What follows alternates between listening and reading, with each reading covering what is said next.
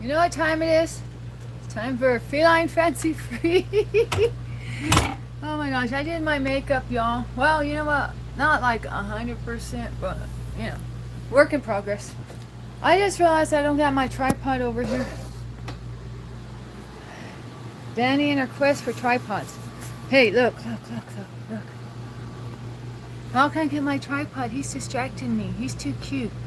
You're spoiled. You get your own dish of food there? Look, the food's supposed to be here. Food's supposed to be here, but he don't like walking all the way over there. Yeah, that's the food. Oh. That's him. That's him. Come on, show your beautiful face. Show your face. Yo. He's eating from his little plate. You want to go out, I know. I want to take you outside, let you go out, but you keep hurting yourself. Yeah. Yes, I'm single. How'd you know? I was just frightened. Now I'm a crazy cat lady. Haven't been served divorce papers yet. Oh, my bad.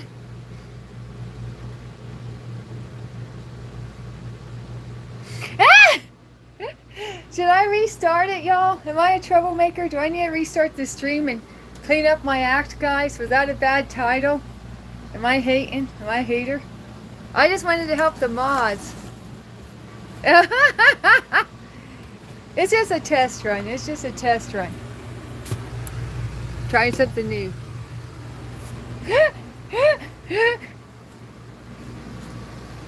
I just thought my mods are tired of saying she's married. Free up some of their time.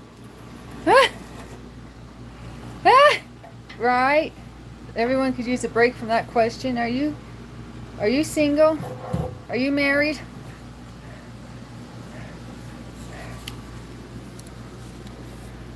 Skeetum, how are you feeling?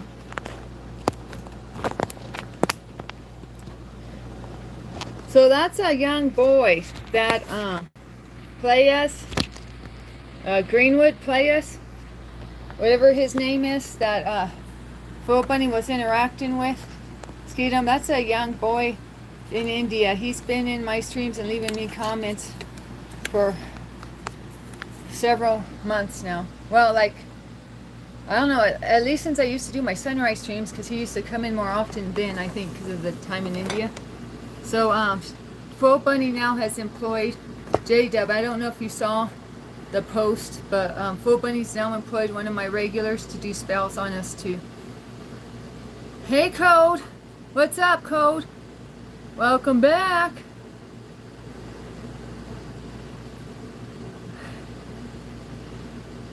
Anyways, XXL. Oh, did you see XXL? I looked for something for the Pride Month. Hi, Alana. But everything was like, I don't know, they're either haters or it was cheesy, or I just couldn't find something that like was cool. So if you can find something or got something to share, Greenwood Plays. Yeah, that's his name. And he got Pennywise the Clown on his profile picture. That should have been my first warning. But anyways, if you know of anything XXL you would like to share for Pride Month, share it on my page and I will pin it for us. But I didn't have very good luck myself. I just found stuff that was like nothing I would post, let's put it that way. You missed the party? Yeah. I had to delete it. Or that's what you gotta do. That's what you gotta do in that case. So I will have another party though, guys. Don't worry. I already feel like having another party. Lottie, we likes to party. So you get an idea for a theme? Yeah, that's what I mean. Cringy. I didn't want to say it, but since you said it, XXL, it's like cringy or hateful. It's like, ain't anybody out here like just keeping it real? I know there must be some normal people out here. Yeah, but that's the internet for you, I guess, on a lot of stuff. Yeah, we don't cause trouble and we don't bother nobody. What are you talking about, J-Dub? I agree, but what's that in reference to? Put me on game. I missed something. But yeah, I wanted something that was, you know, show the cooler side of Pride Month. Um, but I just found themes that were like, can you believe they did this? Or let's do this. And it's like, no, no, no, no, no. No.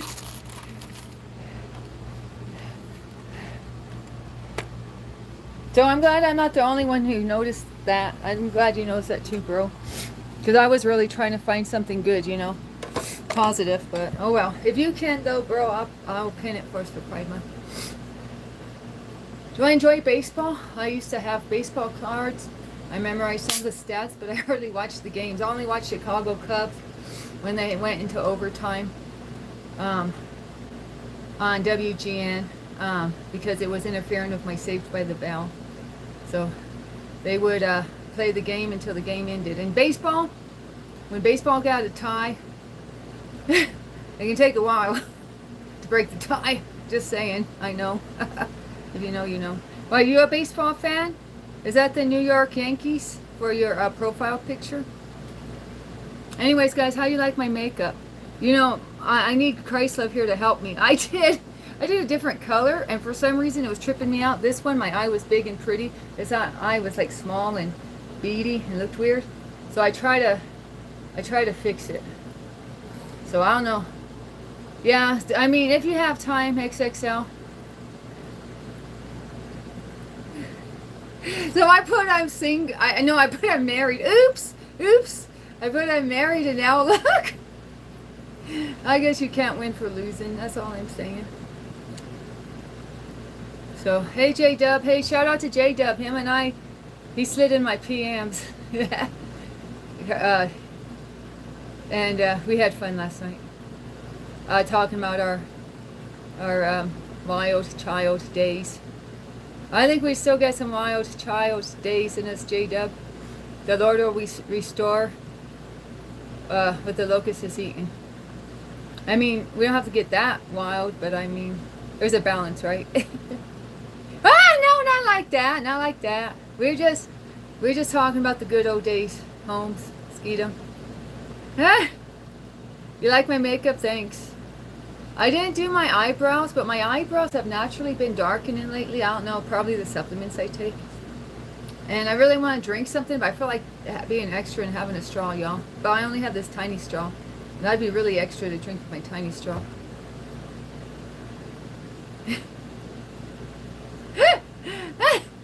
The title backfired, huh?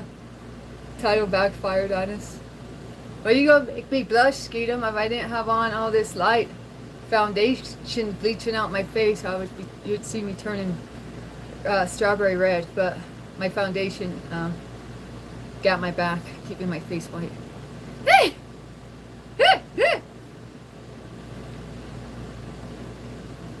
Should I restart the stream, guys, or just ride the wave? We love Skeetum. And we love Alana, and we love XXL, our young peeps, our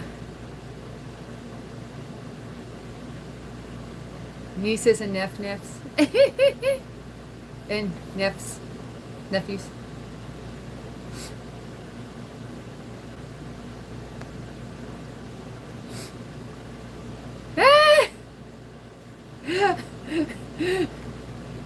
England's going to win the World Cup. Is that Manchester United or is that a separate team?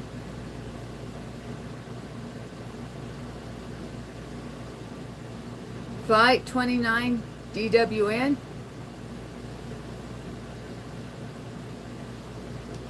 Okay. Sounds good. I used to listen to a guy read books, and he read me, or on YouTube he read Alice in Wonderland. And then I listened to him read half of Frankenstein. Okay, if I get my little straw, you gonna make fun of me, clown me?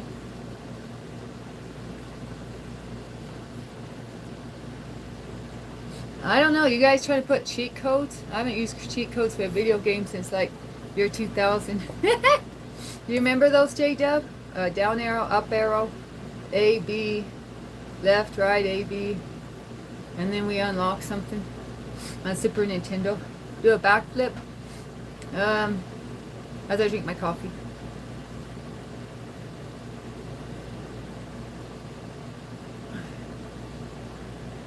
I think, Skeetum, you have a good voice for reading a book, now that I think about it. Hi there, Missy. Hi, I guess. Message deleted. Ooh, my bad, I read it. Yeah, start filming from the jump, Skeetum. We don't want to miss a second of your Velvet Tea Smooth voice.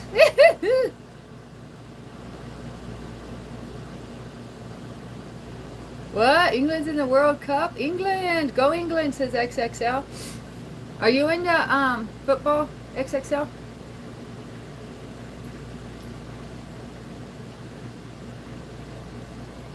Nasty questions. Got me twisted. Yeah. Thank you very much. You gotta say it in the Elvis voice. Thank you. Thank you very much. You will go out in joy and be led forth in peace. The mountains and hills will burst into song before you, and all the trees of the field will clap their hands. Isaiah 55:12. Let me reread that. Miss Jefferson, you put us on game. Okay, you will go out in joy and be led forth in peace. The mountains and hills will burst into song before you, and all the trees of the field will clap their hands. No, clap your hands. No, clap your hands. That's beautiful words. And that sexy deep velvet voice. Like red velvet cheesecake. We got the red velvet cheesecake voice over here. Well, my master is Jesus Christ. And I plead the blood of Jesus over this chat. Well, I don't know about taking interest in the younger generation, but I have a great crew here. A great crew here of, I don't know, are you Generation Alpha? I don't even know what you call them, but they're very smart, intelligent, young supporters, subscribers, mods, and they're just awesome. I mean, they're what everybody wishes they could have for a son or daughter, as far as I'm concerned. And they're mature, they're wise beyond their years. Shout out to Skeetum, shout out to XXL, shout out to Alana. I really was blessed with all my crew here, of all ages. You know, some of us like J-Dub and me, we're young at heart. Hey! Well, yeah, I see you're a good representation, Skeetum, of your generation. So,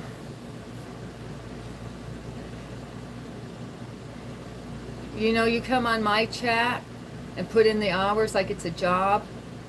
Hey, J-Dub, did you know that when Skeetum first was my mod, he would come in and say clocking in for the day or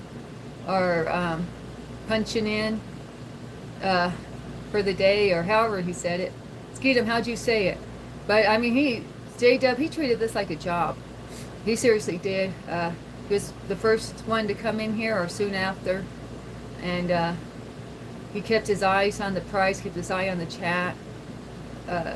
He didn't play no games. You know, he took it like a real responsibility. And then we'd be crashing out. I mean, me and Skeetum, we've been through thick and thin. He's my foot soldier. So I would call him my first in command. I don't know, did you ever watch Star Wars, J-Dub? Or not Star Wars, excuse me, Star Trek. Which one? Enterprise or New Generation? I don't know, the one with the bald-headed guy. Captain Jean-Luc Picard. And sometimes I say that Skeetum's my Riker. Yeah, it's a responsibility. Yeah, that you don't take lightly, Skeetum. I mean, seriously, I don't know if anyone would take a letter of recommendation for me, but if you ever need one, Skeetum, I'd write you a letter of recommendation for a job or for school or whatnot, and say, you know, that you're responsible, you show up every day on time, and you do the darn thing. 1984, yeah, I read that almost in the year 84. No, probably more like 96. It's a boring ass read, but good. You know what I like better is Fahrenheit 457. Have you gotten your hands on Ray Bradbury? Was that his name? Fahrenheit 457. Am I getting this information right? I liked that more. Personally. Um, but you know, it's along the same lines. You know, Futuretopia, um, burning all the books up. That's why they call it Fahrenheit 457. They say that's the temperature it takes to burn pages. Ah! The UK's in 1984. So you should have called it 2026. You should have called it. You should have called it UK 2026. Ah! I'm married material. Oh great. Glad you read the title, or did you, Maxwell? Oh yeah. Oh my gosh, Skeeta. I read that book with one of my students. You know, when I used to teach English, I had a student in somewhere in Africa. I want to say Sudan, but he was definitely in Africa. And he had me read How to Influence People and Make Friends by Carnegie. We are only in a few pages. I reread it every day and talks about it every day, but every couple sentences, I start yapping. I start yapping. We didn't get far. What's this word mean? What's that word mean? What are you talking about? What do you think about it? Okay. Love from DC. Are you the one who said you're not gay, Carson? Yesterday, when I was giving my shout out to Pride people, I want to make it clear. I was talking about everyone, with everything. I'm celebrating Pride Month for everybody. We can be. I don't know. What do you think, XXL? We just accept who you are on whatever level you're on with whatever you're into. That's my pride for me. You know, I'm taking it beyond gender stuff for me. But you know, XXL, he's my member from the trans community here, and so you know, special shout out to XXL too. But we just going to share the love with everyone. That's what I think. What do you say, XXL? Ah! Ah! Yes. Zane, I thought you meant cocaine. I mean,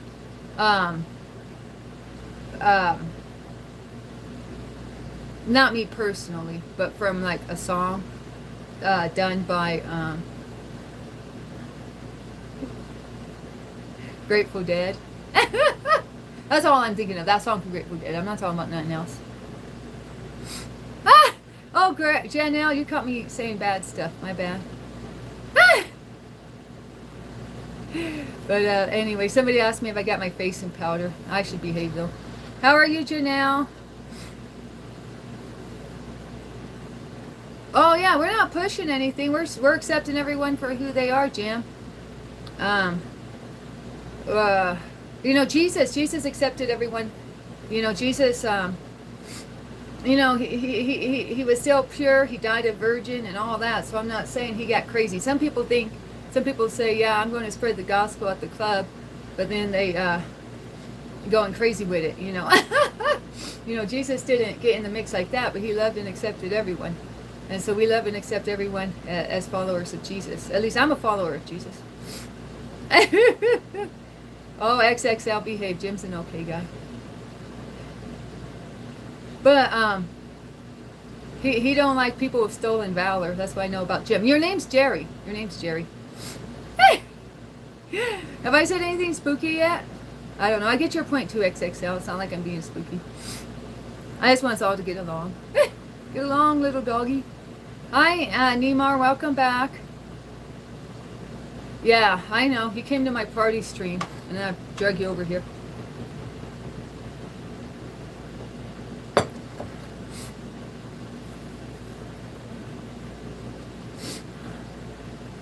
Well, maybe, Jim, you're talking about previous experiences, because sometimes people have had previous experiences, and they're talking out of that place, maybe not out of this place, but, you know, we don't have that reference that they have. You know, you never know people's history with anything. That's all I'm saying. Hey, Cameron Brown. You know, I got Browns. I got Browns on both sides of my family. I didn't even know that, but according to the DNA test. I guess Brown's a very common name over here. Ah! W. Cameron. Yeah. W. Cameron, we appreciate the tip. But I'm just kind of running my mouth, guys. But I mean, don't listen to me. Always go first to the Lord. Always go first to Jesus. You know, I'm too of the flesh. I got my own background. I go into it frequently, so y'all know where I'm coming from. Or if you don't, you're gonna find out soon if you stick around. So we all, you know, we all act out of the flesh. We all have our reasons for our beliefs and how they were formed. And some of the stuff goes back even before we were born. You know, I believe in, you know, like stuff like generational curses. I believe in familiar spirits. Not all Christians believe in this stuff, but I believe that there's you know, the enemy has studied us, and the enemy got a playbook on us. So he knows how to create division. He knows how to be the brethren of the accuser of the brethren. The accuser of the brethren. So that's when we all start fighting and picking apart each other based on our differences or based on anything. The color shirt we wear. Heck, you know, you can be a hater on anything. Oh, well, I'm drinking coffee right now. It's not quite time for a party hour.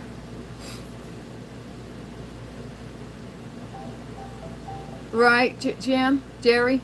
Oh, Jerry, what kind of businesses do you operate? Do you mind telling me? And see, you're a smart dude if you can operate a business and be successful. That's not an easy thing to do. My dad tried, and because his daddy was a businessman, but he wasn't cut from the same cloth as his daddy. You know, my grandpa, as far as I know, was a successful businessman, but my dad, he would buy something for $2 and sell it for $1. Somehow that didn't add up. But you know, it's because of his heart too. You know, he wanted to give everyone a good deal. So as a businessman, you have to, I mean, I'm not a businessman, but I would just guess you have to learn when to give the discount, and you have to learn when to, you know, you still got to pay the lights, and you still got to pay the rent. So you got to know when to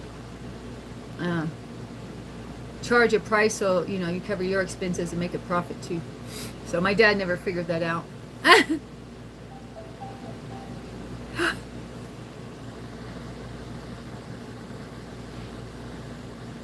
You're listening to secular music?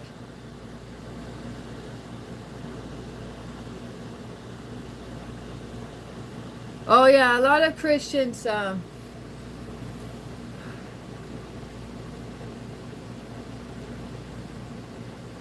I don't know. I'm kind of jealous that they don't go through some of the things I go through on the spiritual level. But then there's some that go way deeper in spiritual warfare than I, you know, so it's a spectrum. And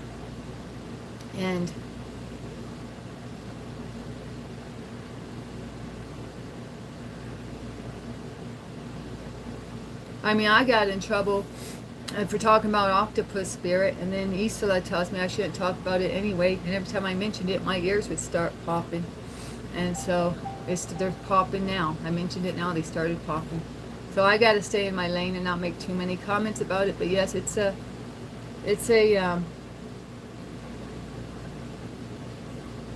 war over souls. It's a war over souls, as far as I'm concerned. And they want to drag us.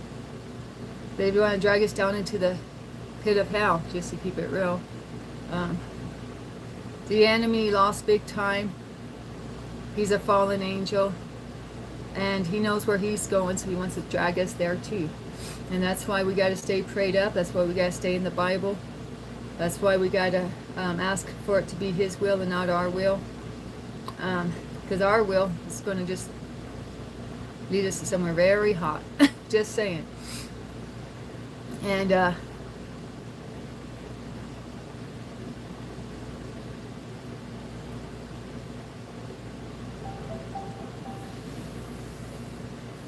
some of us don't take it serious enough, and some of us get too scared and focus too much on the spiritual warfare element too at the same time. And then there's me, who I have to be careful even to talk about it, because as soon as I bring it up, my ears start popping, and that's not a good sign, to be honest. So I don't know, what do you think about spiritual warfare, J-Dub? My profession, I'm a YouTuber.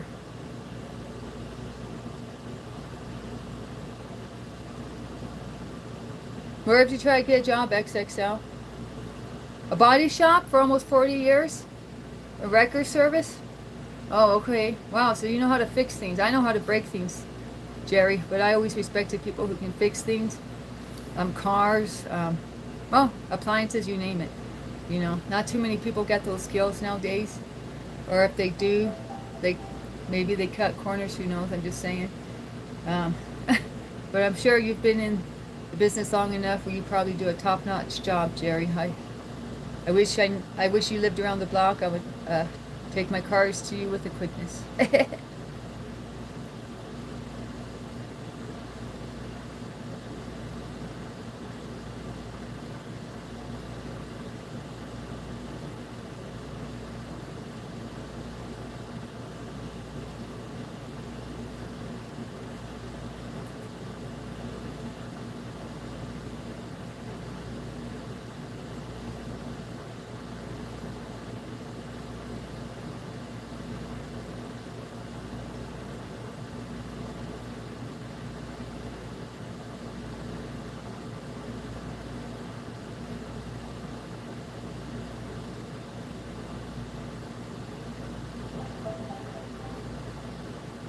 I don't know nothing about Sri Lanka, Maxwell. Sorry. I just got your comment. I'm not sure if you're still in here. I don't know nothing about Sri Lanka, to be honest. But you can teach me if you want.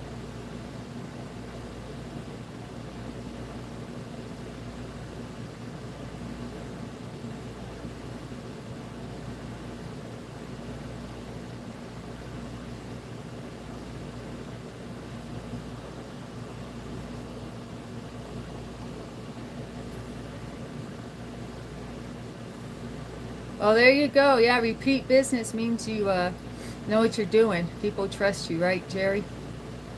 Hey, Taz. Hey, Taz. Should we talk a little more about Faux Bunny? Or should we spend energy on her? I don't know, Taz and J-Dub, did you see that Faux Bunny has now employed a young boy from India to do spells on us? And he says he's trying to do them on us, too. And I got super sick last night. And my elder thinks it, or so I've asked Christians, and I respect, and they believe it has to do with that. So that's all I'm saying. So we got to stay prayed up. In fact, I think I might start praying for us right now because of it. So I don't know how you guys' night went. Taz, or not Taz. Well, Taz, are your stomach's feeling better, right, or not? I know you told me before you kind of have digestion issues, or you kind of get sick when you eat food sometimes, like me. Didn't you tell me that a long time ago, Taz? But Skeetum said he wasn't feeling good either last night, or I don't know. You want to say anything about it, Skeetum? I don't want to blow it out of proportion, but I mean, I got so sick last night. Okay, well, Skeetum tagged us in something, Taz. It was a message. I had Green play us on here, the kid with the Pennywise clown. He always said he liked me because my mom was a clown, y'all. He's been following me since I used to do my sunrise streams, like in the early winter. And he always had me pray for his school exams. He never told me his age, but he said he was a young one. That's what he said. So Bunny asked if he did that horrible spell, or was that her words? And he said, yeah, I did it. So she's got him, and he's in India, so she's employed him to work against us. So I mean, we need to focus on the Lord, focus on Jesus, focus on our healing, focus on the bright side. But I just, in case,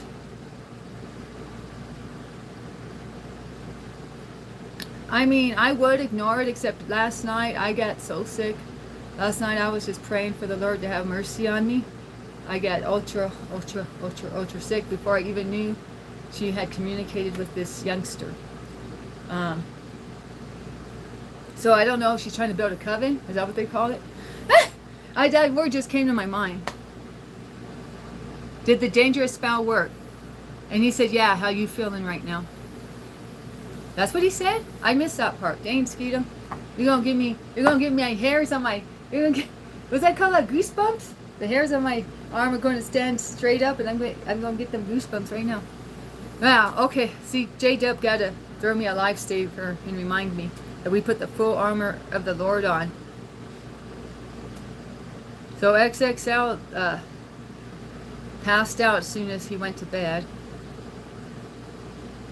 Yeah, I know, you're my foot soldier, Skeeta.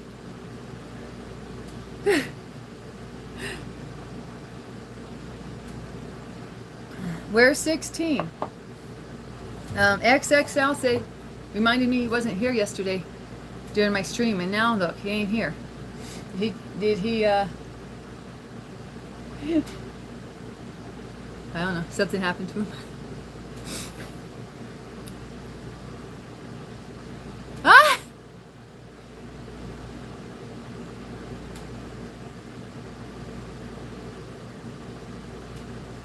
Oh yeah, honeydew jobs. Yeah, I know, Jerry.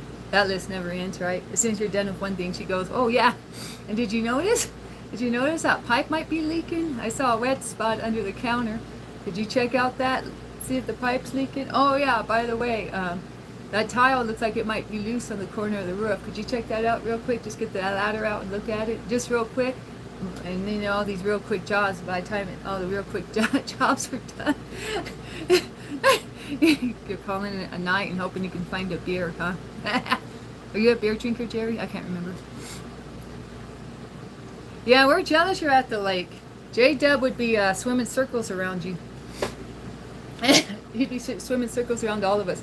I sent Isala one of my favorite songs, and after I sent it to her, it's you know, some reggae surfer boys. I remember she'd never seen the beach, y'all. She'd never seen the ocean.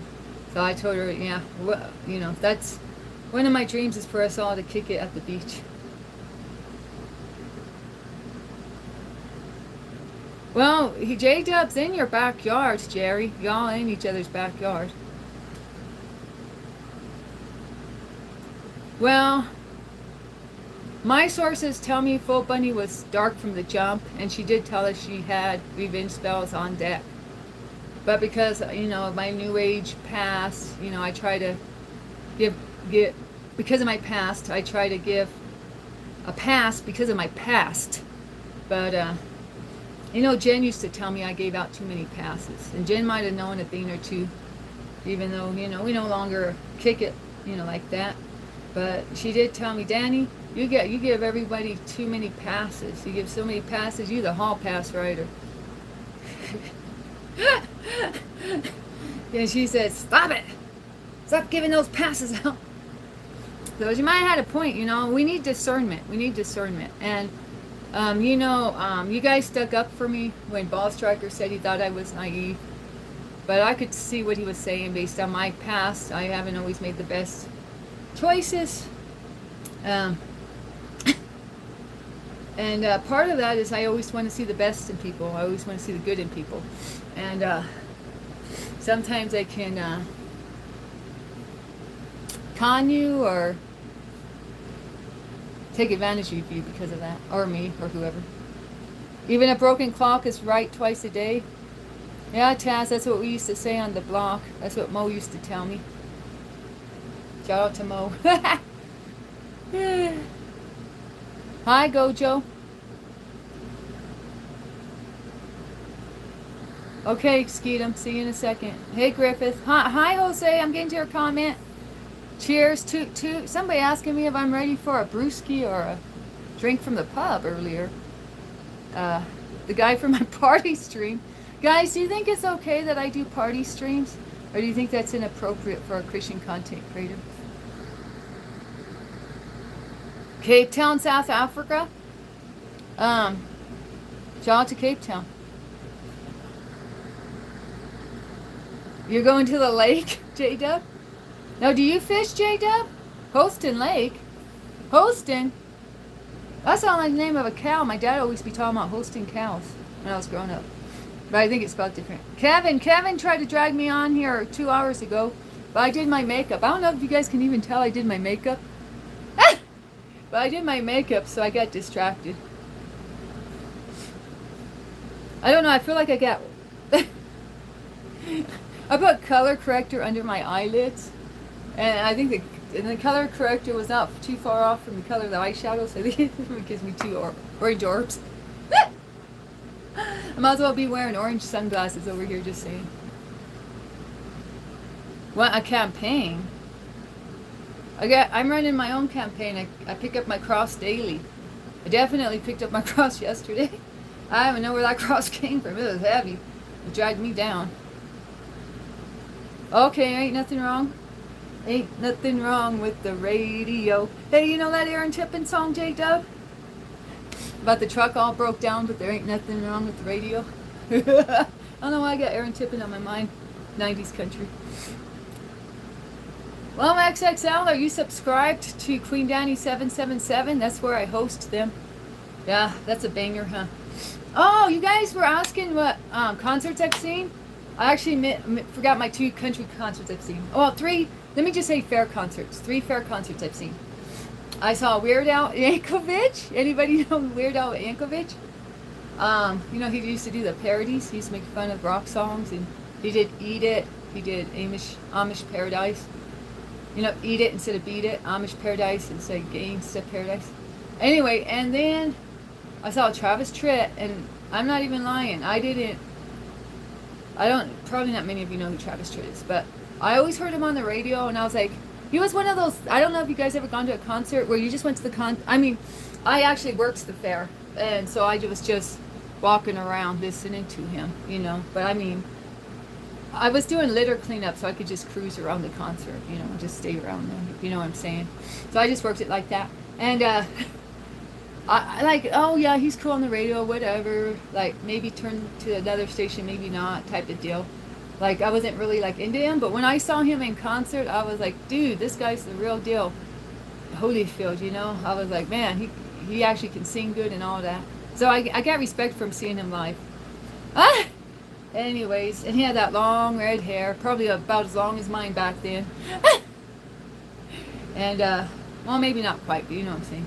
Anyway, so I had much respect for him because I was like, oh, okay, well, the dude can put on a performance. Because some people like, y'all know, is it Counting Crows?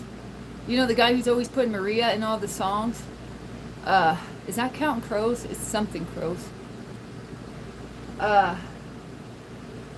Mr. Jones, he sings Mr. Jones. His voice is so horrible. He's still out on the road doing concerts. Man, I've heard Dying Dogs that sounded better than him, just saying. So, you know, some people sound good on an album, especially nowadays. I mean, with auto-tune and everything, who can't sound good, you know? But, and then you see him in concert and you're like, yikes. But no, he was the opposite. He was the kind where it's like, yeah, whatever. And then when I saw him in concert, I was like, oh, this guy, you know, he can play guitar, he can sing and whatnot.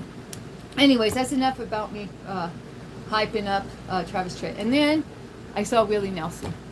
And I was never, just to keep it real, I know there's a lot of Willie Nelson fans. I've never been a fan of Willie Nelson. 1616 says he is peak music, but, you know. Just kidding. Hey, we missed you, 16. We almost put out a all points bulletin, an APB, out on your whole family. Anyways, that means we're looking for you, 16.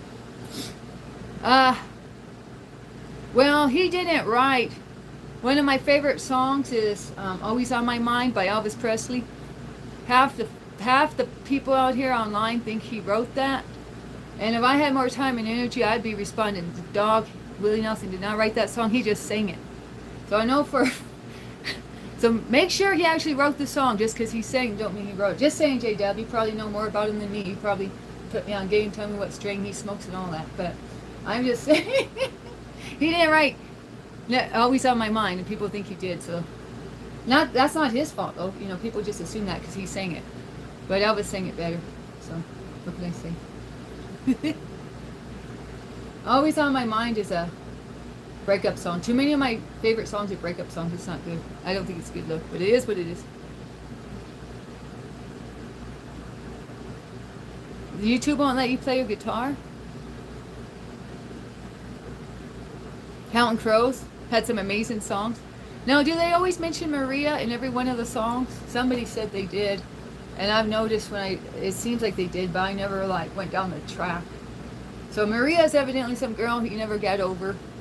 You know, like Smashing Pumpkins, they say Billy Corgan wrote all the songs about some girl he never got over back in the day too. I don't know how much of that's urban legend, but Billy Corgan never put a name out. And that singer from Counting Crows, he said Maria all the time. So there's that.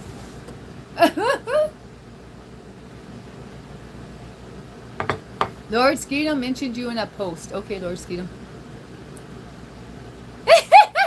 Yeah, I know. And I've been listening to a lot of Maroon 5, and I boycotted Maroon 5 after he got in trouble. You know that fool?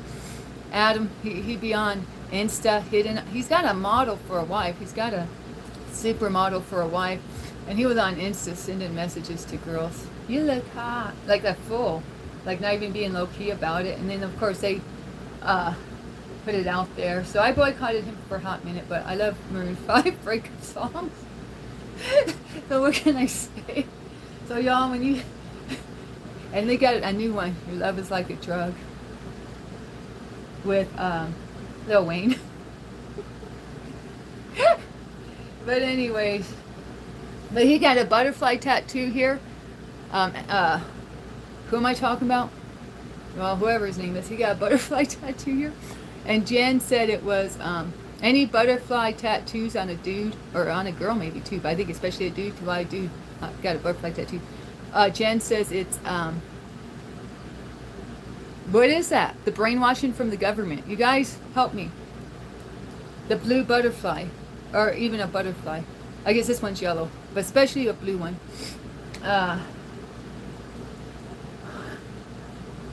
MK Ultra. Jen says that's an MK Ultra thing. They make them They make them tattoo butterflies on them because they have to show they're part of MK Ultra. Do you guys know about MK Ultra? The government brainwashing. Red flag. You usually coming in here saying a compliment. Now you say red flag. Gee whiz. Well, you don't like me with makeup on or something? Oh, is it the title? I Am Married? Hey, Taz, what'd you think about my title? We had a little discussion before you came in here about the title of this stream. Did you see it, Taz? Did you notice? It said, I'm married, don't even ask. I thought I'd free up some mod time with that.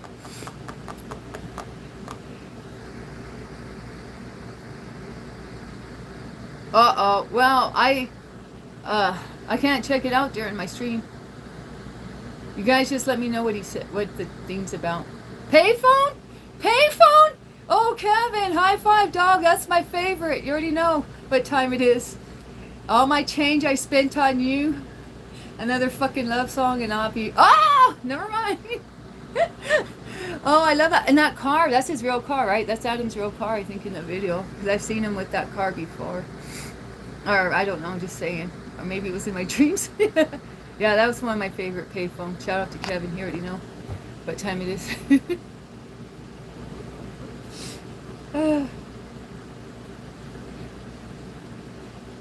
Oh, thank you,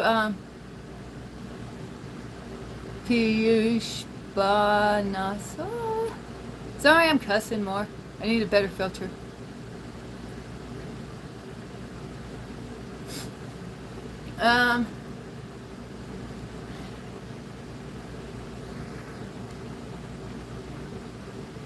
Are you living in Australia?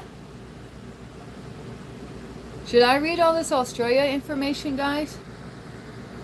More than 750 different species of reptiles are found in Australia, more than in any other country in the world. The width of Australia is equal to the distance between London and Moscow. Well, you're assuming I know the distance between London and Moscow. You got to put an American theme, like the distance between New York City and LA.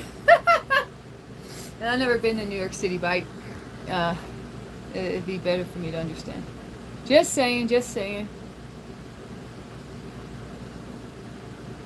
I'm legally married? Well, you know, my elders, they told me I'm spiritually married too. They say I got a spiritual tie with Mr. G too. So they said it don't even matter if I divorce him. Or I mean, I'm assuming this is what they're getting at. They're telling me I'm focused on a piece of paper. When it's more than a piece of paper, it's also a spiritual tie. So, you know, we fight not against flesh and blood, but spirits and principalities. Is that how it goes? We know we fight not against flesh and blood, but spirits and principalities. I don't know. Christ Love knows that verse really good. Where's Christ Love? Christ Love, come in the chat and help your sis. But so they're saying it runs deeper than a piece of paper or a this physical realm. So, well, you know, Isla had me go to a deliverance preacher, and he had me break off soul ties with everyone. He even had me break off my soul tie with Mr. G, and he said that's what he always says. It doesn't matter if you're married to the person. He said everyone. Okay, I'm just gonna say this, so don't get weird on me, guys. He said everyone you've ever been intimate with,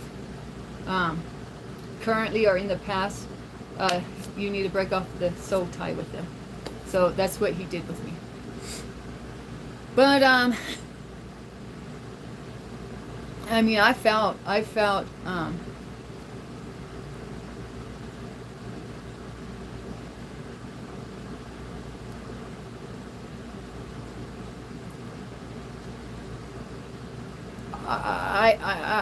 felt spirits inside of me move out of me. So it was a real deliverance. My feet were going like this, out of my control. My whole body was like contorting a little. And that's part of deliverance work. So that was, the spirits were trying to stay in me. The entities were trying to stay in me. And he pulled them out of me.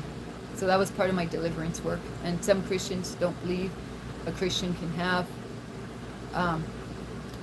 those type of like demonic spirits in them. I'm just gonna keep it real. But I mean, I felt them coursing through my body. I felt them trying not to leave. I felt them strong. I mean, they were already in me, but hidden deep, and he removed them.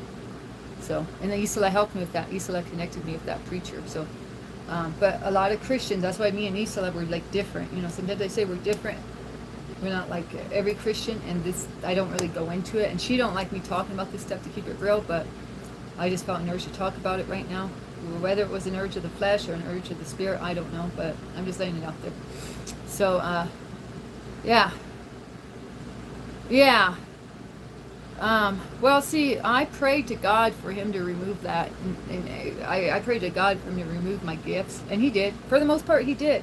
But, because it was overwhelming to me. It was overwhelming to me. And, it wasn't just gifts from him. I mean, I use psychedelics, and so, you know, it was dark stuff too, not just light stuff. I'm not just going to try to flex. I'm going to keep it real. You know, I didn't realize it was dark stuff at the time, but, you know, it was, my gifts were being, the gifts that God gave me, I was magnifying them through psychedelics, and that's not good, because things should be of his will, not our will. And so that is a form of witchcraft. Whenever you try to manipulate situations, that is a form of witchcraft. It's just not as blatant. So I was technically going into witchcraft without even knowing it, because I was not understanding what I was doing. But I was like, this is cool, because, you know, I was playing with it like it was a game, you know, and it's not a game out here. I mean, I talked to my nephew before he was born. Before he was born, well, he called me, and I asked who it was, and he said his name.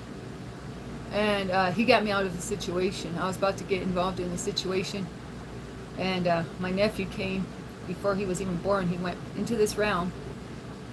He left whoever realm he was in before he was born. He came to this realm to get me out of the situation. And I know it was him, because I asked, what's your name? And he told me Blue, and that's Blue's name. So this was like a couple years before he was born, but it was such a, yeah, I better not talk about it anymore, but I'm just saying, so Blue and me, we go back, you know, we go back to even before, I mean, Blue and me go way back, before he was even, he don't even know, you know, I never told him about this. I probably shouldn't be telling you guys this. The coffee's working on me, I'm talking a lot. But yeah. But, you know, I mean, that was good, Blue. My intention wasn't, you know, God's always looked after me and turned everything into the best. Even when I was a fool, going where angels fear to tread, God always looked after me. And there's people with a lot stronger gifts than me. There's people with a lot, you know, I'm not saying I'm like up there high or nothing. but and I did have, you know, substances to magnify the gifts that God did give me.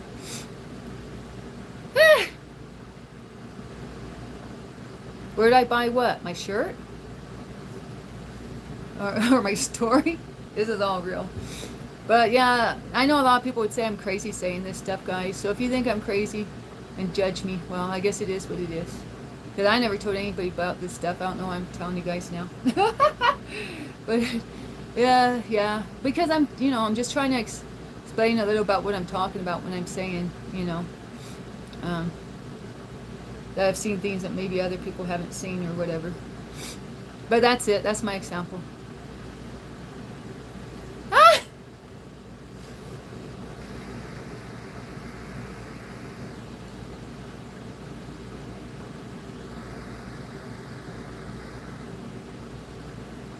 Oh, my beautiful smile. Well, thank you.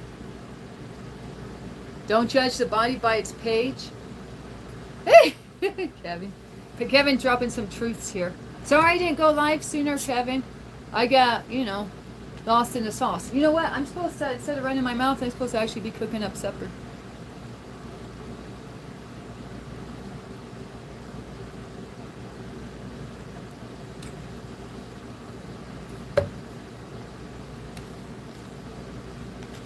Well, J-Dub, let me just put it this way. Y'all know I used to like white dope, right? Y'all know I used to like white dope, right? So that 27-year-old I got with when I was 17, he's the one who got me involved in it. So yeah, he was like not only a predator, he was not good in so many ways. So J-Dub, I mean, and he got me hooked on this stuff at a very high level really quick. There was no put your toes in the water. It was like sink or swim. I mean, he had me really, I don't know. I forgave him for it. One time he asked me, Danny, am I the reason you became a drug addict? It's like, really, dog? You have to ask that. And then, you know, I said some things to make him not feel so bad. And so I went to my friend Kevin. I used to have a best friend, Kevin, who's a black gay guy, like in the Bronx or wherever. And he got so mad. He said, Danny, what you doing telling him he didn't get you in drugs? That mofo got you in the drugs. You should have chewed him out and told him how it really is. And, you know, Kevin loved me. And Kevin was like, what the hell, girl? You trying to make him not feel good when he dragged you down and all this stuff. And I'm like, yeah, I know, Kevin, but it's not going to help me or him to, you know, make him feel more guilty about it. But anyways, let me get back to the main story because I'm going off. I'm going off.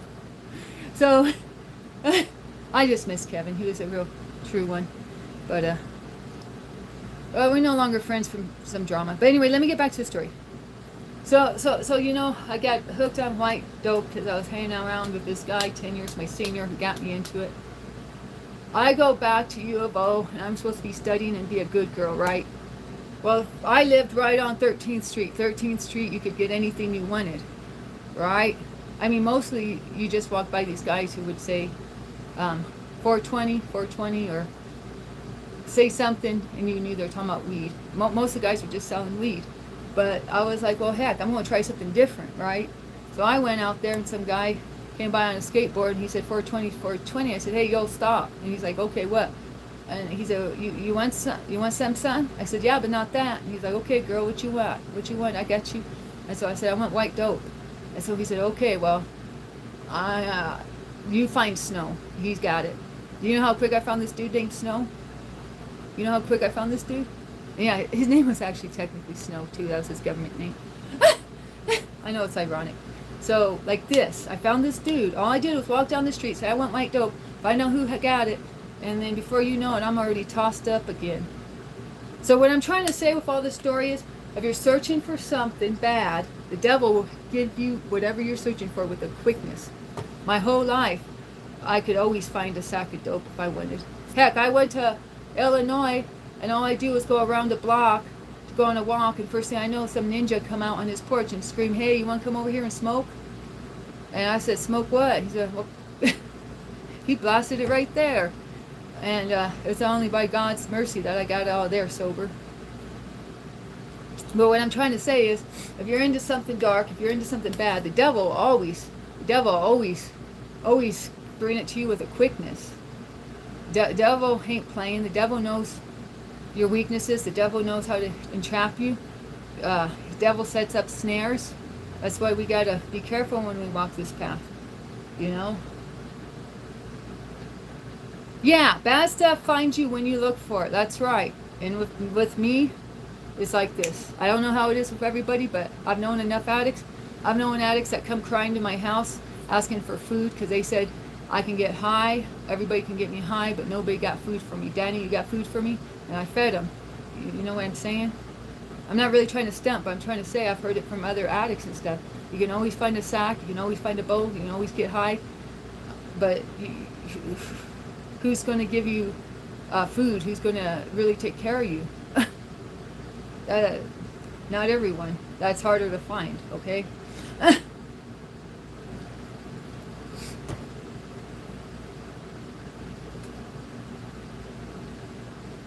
Oh yeah, that's right. And I thought she was in UK. Remember, Taz? I was telling you she was from UK, and you were kind of, I think you just didn't want to argue with me, Taz, but you were like, that's weird. I think she's from India. And I'm like, no, she's from UK. And then she was like, yeah, I'm from UK. And then Taz was just like, I think he just, he didn't want to argue about it, so he just dropped it. And then like a month later, I found out she's from India. I'm like, I'm naive. That's how I'm naive. Taz tried to put me on game, but I was convinced she was from the UK. Oh yeah, and she said she was blind and wants to be a doctor, and we started teasing her about that, and she got upset, remember? Yep. Yeah, I don't think she's 12. I think she's more like, well, I was dumb and I was trying to hook her up with Skeetum because I thought they were around the same age. And that was a dumb move. I need to stop trying to play matchmaker. Skeetum don't need a teen witch as a girlfriend.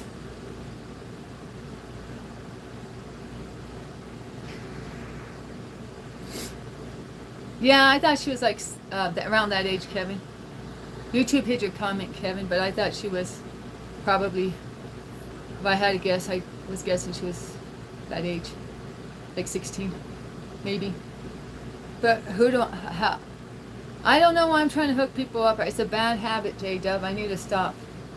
I need to stop with the quickness. My dad always said don't hook anybody up, because if you hook them up, then when they break up or go through hard times or when it don't work out, they're going to blame you with the quickness. That's what my dad said. I need to listen to my dad. Ah! I'm trying to remember if my dad tried to ever hook me up with anyone. Yeah, it's my fault. Oh, my fault. Lucifer always gets you when you're vulnerable. Yeah, that's true too. Jose knows what time it is. I'm from the planet PXL for 50. Hook up? When two people get together, it can mean just like not serious, just like, for fun, or it can be more serious. I mean, hook up is like when you first get with someone, and then maybe it can be more serious. Oh yeah, and then it also means to bring two people together. That's another form of hookup. My bad.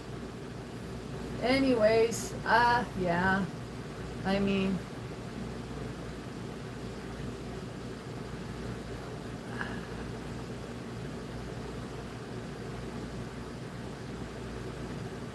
I'm speechless. You guys say something. Ah! I blame it on J-Dub.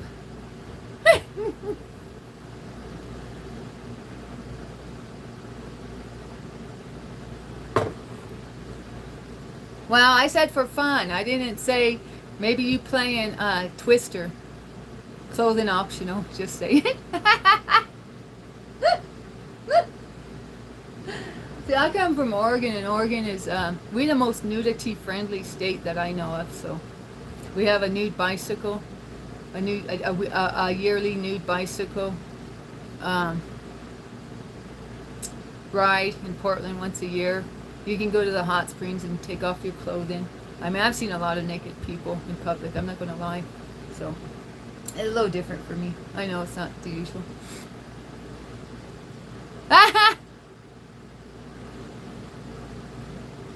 Yeah, J-Dub, who knows? Who knows? I mean, you know, this is the internet. Who knows? You the only one out here giving us government names, J-Dub. And we know, well, let's just get to a better topic. I mean, I want to talk about nudity. That's not appropriate. Yeah, Isla brought that to my attention, Taz. She gave me a screenshot of that. So, naked bike ride. I'm just like, I don't know. You better put a seat cover on, or I don't know. To me, I don't want to be riding a bike naked. Just saying, just saying. But you know, I went to the Rainbow Gathering, and I was there for a month, y'all. Right at the vegan camp. The first week, like, there's a lesbian couple at our camp, and they're not wearing clothes the first week. And every few days, a few more people drop their clothes. And at the end of the month, there was a lot of naked people around me. Just saying. Clothing optional. So it's kind of like you almost create your own society. And after a month, the thing about like clothing is kind of like I mean, Adam and Eve were the first ones to wear clothes, right? And Johnny Chen says that God had to sacrifice an animal to give him the hides to make the clothing. And that's like how sacrifices came about too. I had never thought of that before. But, you know, it's kind of like when you hang around a group of people out in the woods for a month, after a month, it's like you're almost creating your own society. So.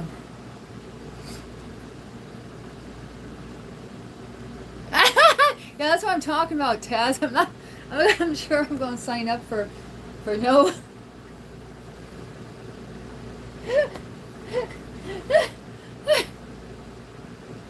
I don't know. They got some weird things in Portland. I miss Portland, to be honest, but the Portland I knew and loved, you know, I lived there for like a year and a half, or close to 2 years. The Portland I knew and loved, it no longer exists. It's been taken over, you know, by drug addicts and dark stuff. I mean, the neighborhood used to be so unique. Like every neighborhood had like its own energy. And I would go into the library because every neighborhood also had like immigrants. Like I lived by the Russian immigrants. And for some reason they wear blue and black when they go to church, and they like the Orthodox church, and they go on Saturday. And they walk sometimes. I would see them walking to church. And the girls kind of, the young single girls, I'm assuming they were single, they kind of dressed like they were looking for a husband. That's all I'm saying. I couldn't believe they dressed like that going to church, especially an Orthodox church. But hey, yeah, like on like short skirts and stuff. But you know, I know. I also lived in a Scandinavian community. I looked up my area, and it said we had the highest concentrations of Scandinavian immigrants in the U.S. So I was like, whoa, I didn't even know, because I didn't really know my neighbors like that, you know. But yeah, so but what I would do is I would go into the library. You know, every little neighborhood's got its own library, and I would go in there and see if they had Korean books on deck, Chinese books on deck, because to me it was like whatever books they had that were in a foreign language, whatever they, you know, if they had a special section for those books, I figured that was like that was the type of immigrants for that neighborhood, if that makes sense. Because you know me, I'm always trying to figure stuff out like that. So, or maybe you don't, what I'm saying. So, yeah, I actually lived in Gresham. Well, I lived off of 100th Street, and it's got the highest homicide. Back then, it had the highest homicide rate for any street in Portland. But I lived a few blocks away in a little cul-de-sac that was hard to access. Um, or actually, it was easier to access by getting off the freeway than to manage the side streets, or for some reason or another. So it was kind of like, I don't know, I might be even messing up my memories, but and then you had to make sure you didn't miss the exit too and all that. So at least me. So but so we are kind of secluded. We're kind of secluded, and but they did. The tweakers did steal our mailbox. We had one of those huge Herkin mailboxes. You know what I'm saying? These kind of like this for the whole neighborhood, kind of like they have in like trailer parks and stuff. At least that's the way it is in Oregon. But you know, it was just for our neighborhood, and the tweakers up and took it. The tweakers up and took the bolts out and took off with it. So I had to go get general delivery at the post office. I guess if I was smart, I could have signed up for a PO box. But I was waiting for a new box to arrive. And then by the time I figured out a new box wasn't going to arrive, I don't know, I was just so used to general delivery or whatnot. But yeah, they still do general delivery at the post office, in case you don't know. So I go up there and just show my ID and they give me my mail. I look sad? Yeah, possibly.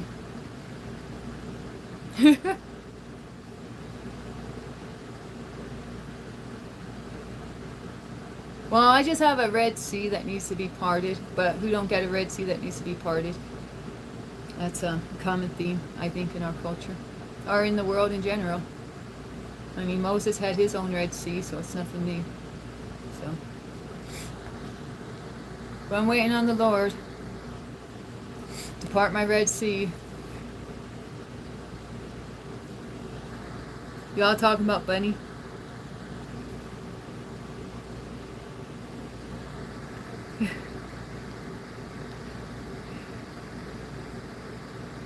And all these experiences cannot be real, y'all. I've lived a full life in a way. I lived a full life in a way. Now my life is a lot different. I mean, no, I'm stuck in this RV just talking about the good old days. But hey, I mean, I still got my limbs. I can still walk, move, see, touch. I was in Johnny Chan's live the other day, and a paraplegic was asking how to deal with family members that don't want to take care of him. And you know, I feel the same way, you know, about my health sometimes, you know. With Mr. G, it's, you know, it's frustrating for him to take care of me at the level he's taking care of me. So I can't imagine being a paraplegic and relying on people at that level.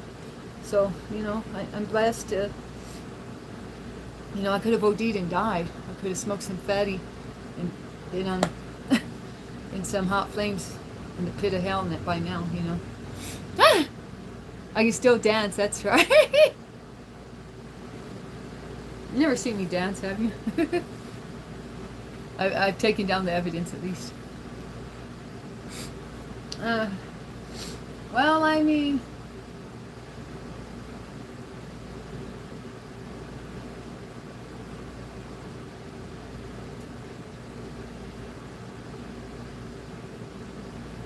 there's some opportunities that I missed that I regret not taking. So just wait for an opportunity to come along, and it will come along sooner or later. And when it comes along, take it, you know. Don't think twice. You seize the day. Carpe diem. I used to remember Carpe Diem from Dead Poets Society. Hey, Gemini, I don't read movies, but I heard there's a movie called Dead Poets Society with Robin Williams. And Carpe Diem means seize the day. Sometimes you gotta seize the day, like the bull by the horns, and create your own destiny.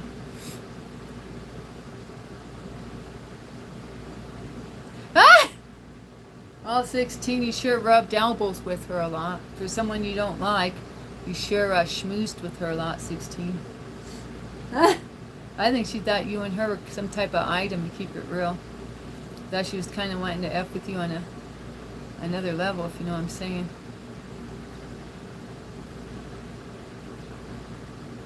Yeah. How many guys have I rejected?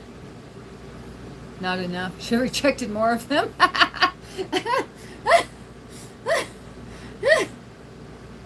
I should have been more selective about my dating pool. I should have. Okay, so there's a toe hold, a foot hold. What's that stuff? And I'm saying HOLD. I know I can't pronounce it. But sometimes ninjas get in with a toe hold. And you better best be slamming that door on their toe, because the next thing's the foothold. And that's harder to get the foot out the door, but you better still push them out the doorway. And after that, it's a stronghold. So before you entertain any ninjas out here, or entertain any folks, male, female, friend, romantic interest, I don't care who it is, before you go too far with it, think about it, you know, because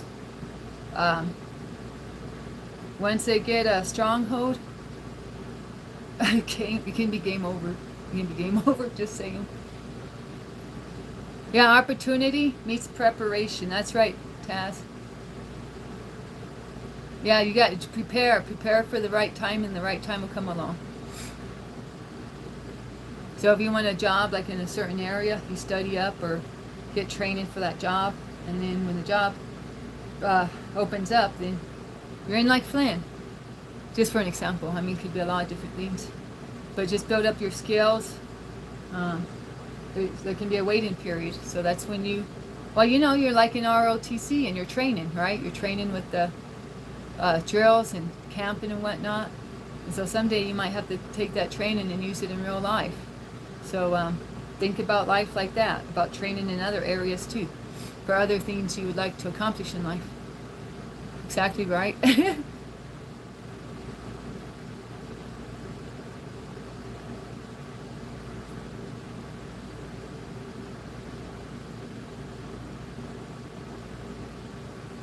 Well, a long time ago I told my mom that the devil don't exist and evil don't exist, when I was still a New Ager and on this positive vibe and just think good thoughts. And my mom told me something I'll never forget. Just because you don't believe in something don't mean it don't exist. And I've had to learn the hard way about that. You know, our opinion about something doesn't alter reality. It's just our opinion about something. I mean, it's true that we can, you know, there's such a thing as like, oh my gosh, I can't even remember the name. Like you can create situations, you know, by being paranoid, or, you know, your thoughts can create momentum in certain directions. That's true, right? But what I'm saying is, just because you have blinders over your eyes don't mean something's not right there in front of your face. It just means you got blinders on your eyes, if that's the case. And so some people want to feel safe, so they just think, okay, I just put in your head in the sand. You know, they got that saying, you put your head in the sand. Just because you put your head in the sand don't mean there still ain't things happening out here. Parks and Rec. How am I doing, Chris? Last night was one of the worst nights for my health. I came upon some, I mean, I was very, very, very sick last night. I'm surprised I'm doing as well as I'm doing now. But I had a crazy dream too. I had a crazy dream, and that dream maybe helped me to bounce back up.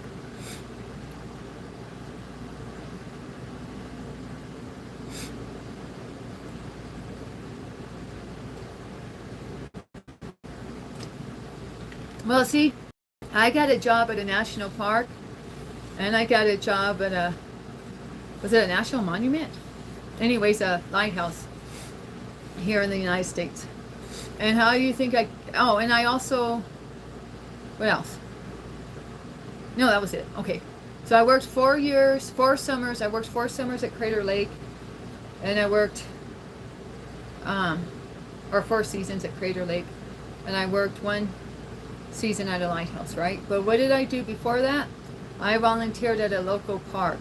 I volunteered at a local government park. So it was like U.S. Fish and Wildlife or Bureau of Land Management. I think it was a BLM park, right?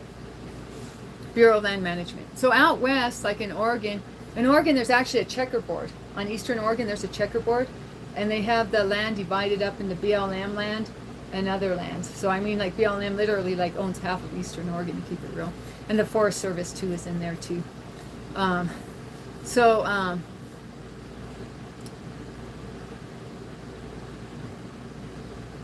My stepdad is U.S. Fish and Wildlife, so I already had this background of knowing about U.S. Fish and Wildlife, right? He did law enforcement for them, right? Very powerful position, right? I mean, he was running things at a level like, you know, he had a lot of power, you know? So, what I'm saying is, um, that's what first got me to understand what kind of jobs were available, or that there was jobs like this, you know, working for the government on a parks side, on protected land side. So then I volunteered in Eugene at the wetlands. There's wetland parks in Eugene. So I started volunteering there, and I taught kids. I taught kids on field trips about nature. You know, I put together curriculum. Um, you know, I did little like 30-minute lessons, hour lessons, and then switched over to a new group or whatever on their field trip days, right? I did this while I was in college. So it set me up with experience. It set me up with recommendations. It set me up with, now that I think about it, I think the Lighthouse is actually a BLM site. So this was a BLM site. So they see that word. They see, okay, she's got, it was a getting my foot in the door, you know? So it was volunteer work, but it opened up opportunities for me. So then what happened was, I was actually supposed to go to LA. I was supposed to go to Los Angeles and teach classes for UCLA as part of a summer school program, right? And I was going to stay at my cousin's, right? My grandpa is actually buried. My grandpa is actually buried across from UCLA at the vet cemetery. And so I had gone there and seen my grandpa's plot, his World War I vet plot and all that. This is a veteran cemetery. So, you know, I looked across the street and saw UCLA. So I was like, that'd be kind of cool to like spend some time there. So I applied and got this job. It was kind of like an internship. I mean, I don't think it paid that much. And in LA, you need to make a lot of money. But of course, I was going to live with my cousins. I'm sure they would have liked that, right? I mean, I used to stay with them for long stretches. I mean, I would stay with them like 1 month a year anyways. I was staying in LA. So, I mean, I was just like, well, I'm going to stretch it out. Work something out. Stay with my uncle and my cousins and whatnot. And so, because my family's still down there, you know, from you know, the original crew. Because that's where we moved from, was, you know, LA County to Oregon. So anyway, so my mom finds out I'm going to go to LA and flips the F out. She's still real protective of me. I'm like 23 or so at this time. No, it's like 25. So, I mean, I'm no young girl, but my mom's flipping out. My mom's going, oh, no, you can't go to LA. Oh, no. You know, she's all flipping out hardcore. Because looking back, you know, my parents, they took us out of there. They wanted us out of LA. Of course, it was the 80s. There was a lot of gang activity in the 80s in LA, you know what I'm saying? So, but to her, it was like, okay, I worked so hard to get you out of LA. Why are you trying to get back? So she says, okay, let's go to this temp agency, and if you find a cool job here, will you stay here instead? And I'm like, okay, I'll stay here if I find a cool job here. So I go to the temp agency, and they see that I have that BLM background, the parks volunteer experience, and they say, well, somebody just called us, and they want someone to work at the bookstore at the Crater Lake National Park. Would you be interested? And I was like, well, heck yeah, that's a cool job. So then I literally, I mean, I was on my way to LA. I was going south to get there. My mom lived south of where I was living at the time. I was living in Eugene, so you go through Klamath, and so I was going to go to LA. I was literally on my way to go there. My mom intervened, and I ended up at Crater Lake. And so that was started my Crater Lake journey. So yeah, but see how I never planned on working at Crater Lake. Look, it just like fell into place because I already had this set up. What else? I'm trying to think. Have I had any other educational experience? Well, I have an environmental studies degree too, so of course that looks like, I mean, I think there's some overlap with that too, you know. And I studied natural science for my emphasis in science, just because, to keep it real, studying rocks is a lot easier than studying something like physics, right? So I got all that, you know. I took a mushroom class. I took a mycology. It's called mycology. So I could identify At one time, I could identify like 40 mushrooms. Like, I'm not even trying to, like, no cap. Get it? Mushroom cap. But that was our final. My teacher wouldn't say what kind of final we're going to have, so I was studying all this stuff about mushrooms. No, the mofo lays out like 45 mushrooms. He lays out 45 mushrooms. I don't know how he got 45 mushrooms. This guy was hardcore. I tell you, he was like, he knew his mushrooms and where to find them. So he laid out like 45 mushrooms. I could identify like 40 out of 45, like, or 42 out of 45. Like, there was like 3 that were like so rare and exotic. I don't know how he got them. You know, he tricked me up with those. But we had he let us have the ID book. So we had an ID book. We just had to learn how to, because, you know, in real life, you're going to have an ID book. So he said, you know, this is like a real life thing. You got your ID book. And so, you know, like half of them I knew, like, you know, half of them I already knew, like morels are the obvious ones. Chanterelles, old man's beard, or whatever they call it, you know, those are obvious. But then I had to use the one, half of them I had to. Anyways, what I'm trying to say is, so I took classes that showed that I had an interest in the outdoors. So, you know, I had that. I had my geology classes. I took a garden class.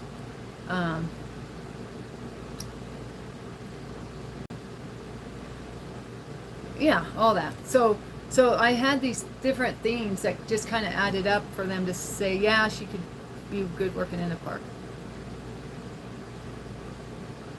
I am.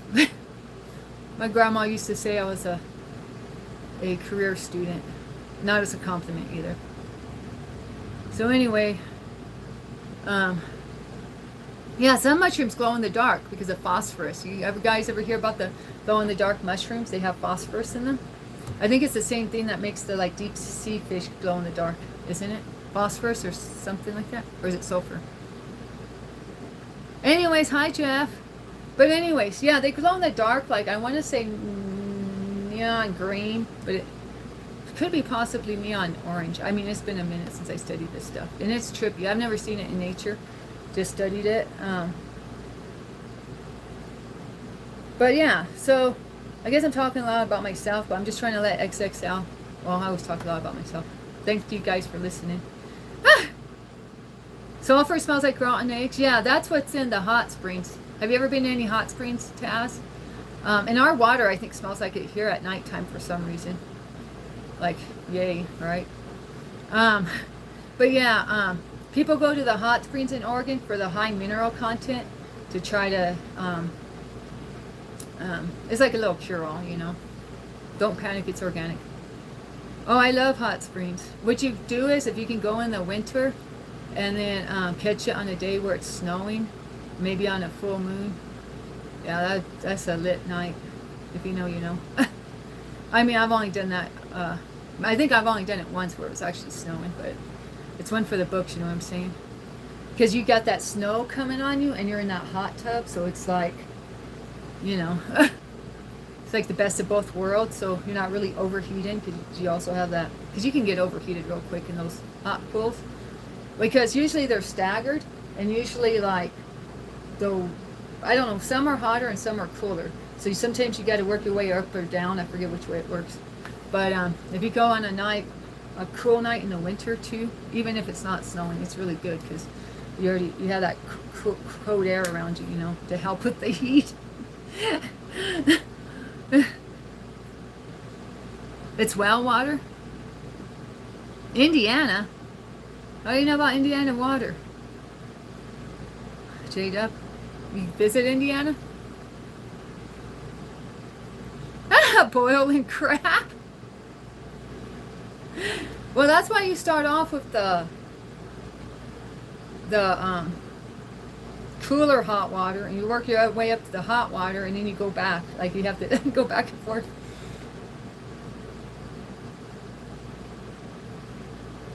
Yes, the monkeys in Japan, that's it. And they're like orange, aren't they? They have like that weird, crazy orange fur, kind of like the Don Johnson look. You guys remember Don Johnson? What he used to say? Ludicrous? Or what was Don Johnson? Or is that even his name?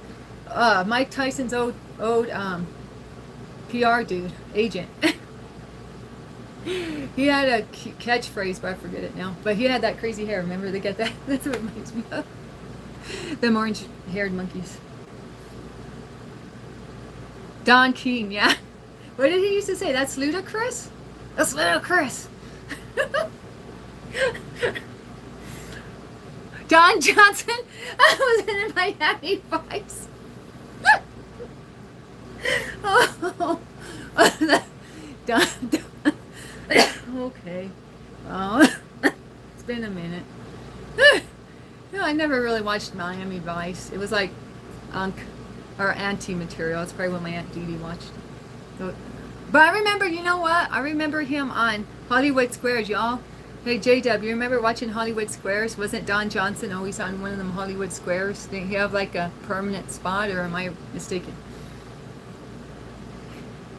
All right, you know what I'm talking about? The board game? Or the board game? The TV game with the boxes, and Joan Rivers always had a box. I thought Don Johnson always had a box. And you know, they got the stars lined up like this. The actors and actresses are famous people. And then they ask them a question, and then they have to give the answer. And then the contestant guesses if the famous person gave the right answer. Do you guys know what I'm talking about? Hollywood Squares was epic, yeah. Soap operas on TV? My mom didn't watch soap operas, Taz, but what did she watch? Oh, she watched, who's that painter?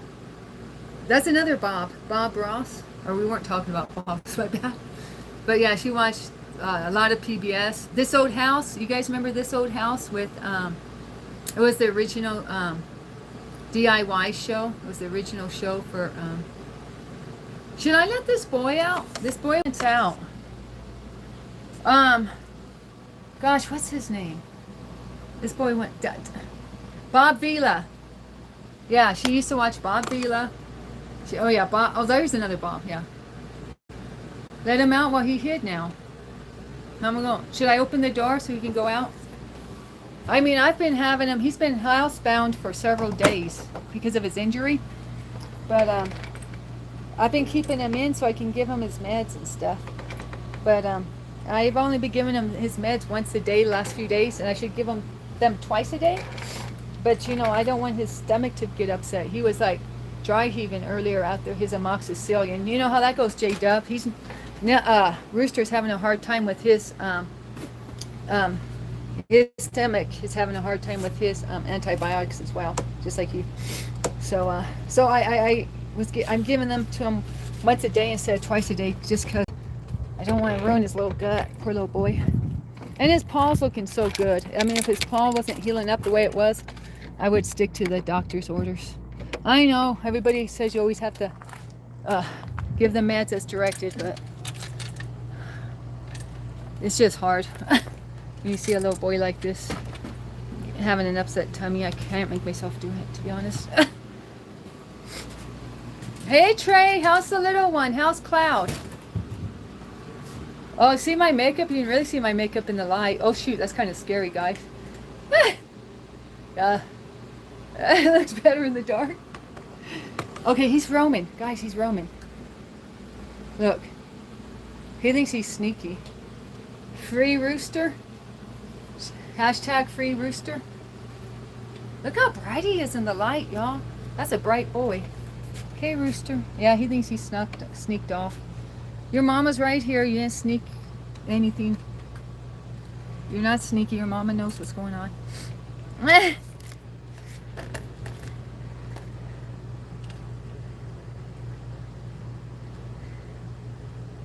3 weeks old as of yesterday. Wow. Okay, gosh, it's hot in here. I'm gonna... Oh, there he is. Hey, look, our neighbors moved. I think they moved. They took all their SHIT. Last time they left their sewer hose when they came back, but I think this is a permanent move because they took the sewer hose. They just left some junk here that we want to throw away, but we'll see what happens. Oh, shoot, he's enjoying himself already, guys. Did you see that? I don't know if I showed him, but he was rolling on the ground. I mean... Oh, this place, everybody, well, they're all at work probably right now, but yeah, everybody lives in all these trailers. The only one is, see that trailer? That guy kind of comes and goes. That's an old man that wears suspenders and got a dog. He's got a van that has got Got a oh, whatchamacallit on it? Oh, an IBEW sticker on it, the electrician union sticker. So I thought he was an electrician, but Mr. G told me, come on, you wear that electrician union shirt and you ain't in the union. Anybody can have the sticker, so he put me on game. But yeah, so we got a little space freed up here.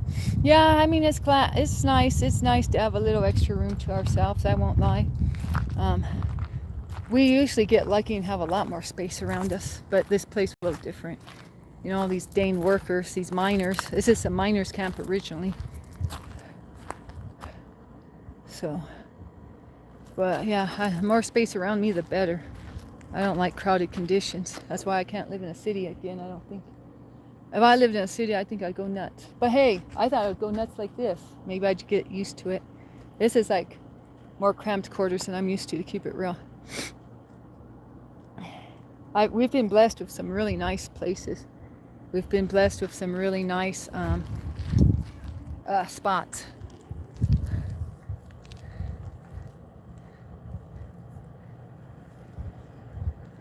What's BNE?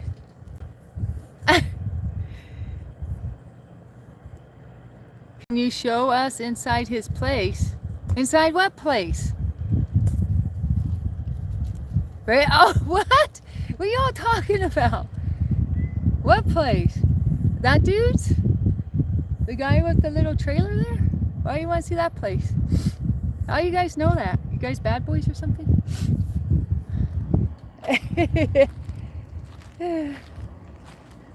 Heck, I haven't even showed you my place like a real tour. You just see some of it here and there. I need my sunglasses. I won't lie. This is getting to be a little too much. And it's hot as heck out here. I won't lie. I'm in my sweats. This is not weather for sweats. I'm just in these because it's so chilly in there with the AC. But I'm burning up with the quickness already. Okay, here we go. You don't want to see me. You want to see the surroundings, right? Tell me if it breaks up. Fit check. I'm going to be it's going to be a burning up check. I'm not used to this heat.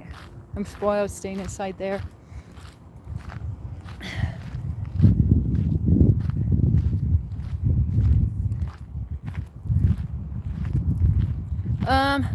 We just got sticker bushes. I don't know. We got sagebrush and we got something annoying with a lot of stickers on it. I don't know what it is, but nothing pretty so far. Should I throw out my seeds? I got wildflower seeds. Maybe I should find my wildflower seeds and throw them out.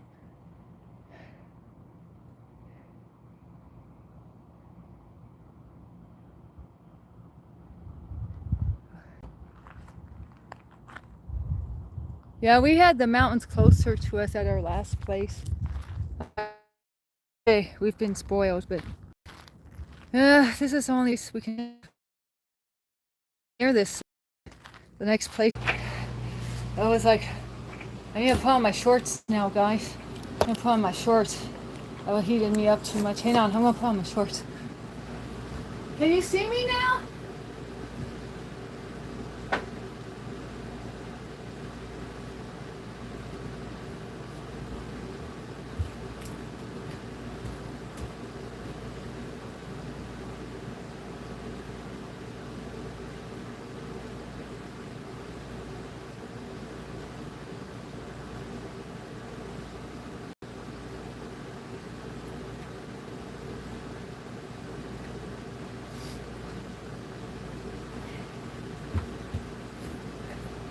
Can you see me now? I have put my shorts on. I was about to mount, guys. Oh, shoot. Okay.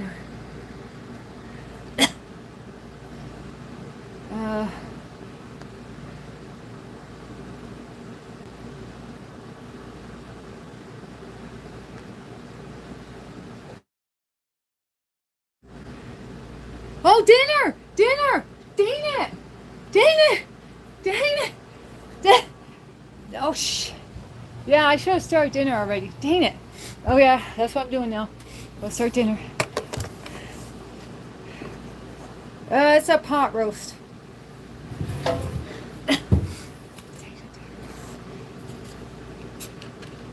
Thanks, Tess. Love you a long time. Do the class? Oh, really? Pot roast, yeah. Mr. G, you know, he does the shopping for us. So once he gets his mind on something, he kind of keeps buying it. Like, he keeps buying a lot of celery. I'm like, man, I can start eating celery. A lot of it, too. And, oh, I put some celery in the pot roast. That's a good one. But, yeah, once he gets his mind on something, he just starts buying it all the time. Because, you know, he wants me to make shopping lists and stuff like this. And then I don't do it. I don't do it. He gets mad at me because I don't make shopping lists.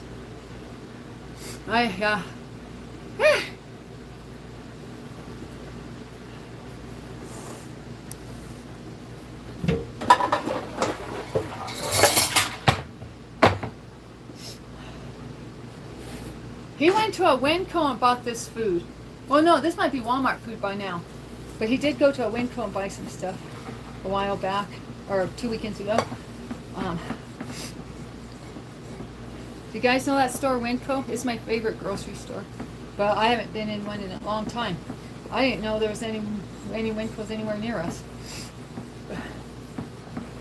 But I didn't know where he went. Like, I thought he just went to the town we always go to with the lighthouse. And then he sends me these pictures and is like, what do you want? And he sends me sheep meat. Mutton, I guess. Lamb meat. He sends me goat meat. And I say, no. I don't want none of that weird stuff. I just want regular meat. So maybe that's why he bought pot roast again. Because I said, no. I don't want to cook that stuff. I don't want to eat that stuff. I'm a white American woman. I'm not about that life. Mira Papa. Yeah.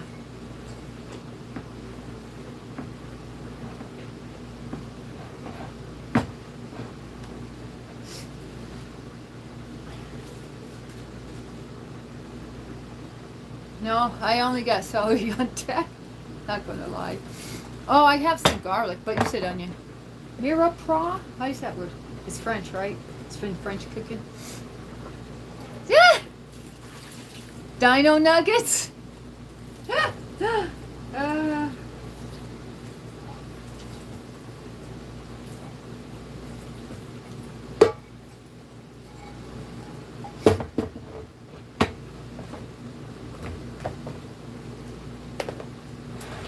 Yeah, so he sent me these things. I thought he was like 12 hours south of us. Or it's like more like an hour. It just feels like 2 hours because of my sickness I get when I go over there. But I thought he went like 1 hour south of us to the lighthouse town. And instead, he went 1 hour north of us. I had no idea where he was, except he sends me these pictures of the lamb meat and whatnot. And it's all got Winco labels on it. And I'm like, well, I for sure know Winco ain't where we usually go. So he actually went and looked at the town we're moving to next. And he says there's only one RV park over there too.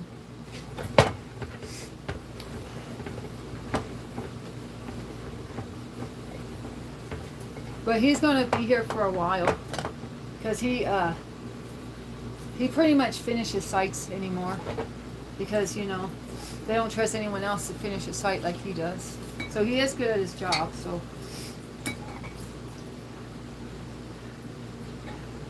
So the last couple of times we were the last to leave, or he was the last to leave a site. You know, he signs off on the finished work and all that. Yeah, he got a big bonus last time too, but I have to remember he put in like 2 years there almost.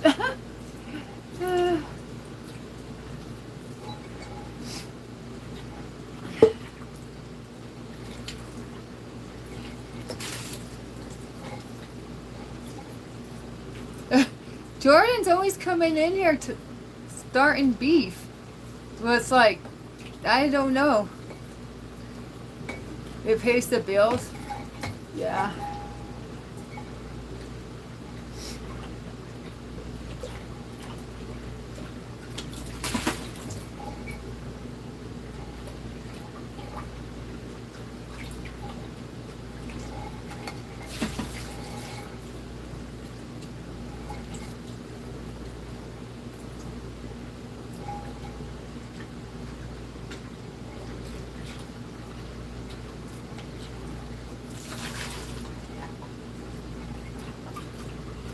Yeah, he got a $1,200 bill, y'all. Did I tell you he got something stuck in his eye? And he couldn't get something out of his eye? And he went to the emergency room here and it's $1,200 we got to pay up. And all the doctor did was flush his eye out and give him some eye drops. And that came up to $1,200. I mean, we all know how the hospitals charge in America, so. And we got insurance and everything. But we got like high deductible insurance, so. Because we cheap asses, you know. So that's what happens. They get you coming or going, let me tell you. And he went to the emergency room and he pressed the buzzard and no one came to the door, so he came home. And I looked up the number and we couldn't find the number at first, so I had to do some detective work to even find the number, and I called them and I'm like, you're not answering your door. And they said, okay, well, come back. And we leave the door open. And I mean, what kind of emergency room is that? I mean, we live in a real small town. I get it, but it's like Mayberry, Barney Fife stuff, if you ask me.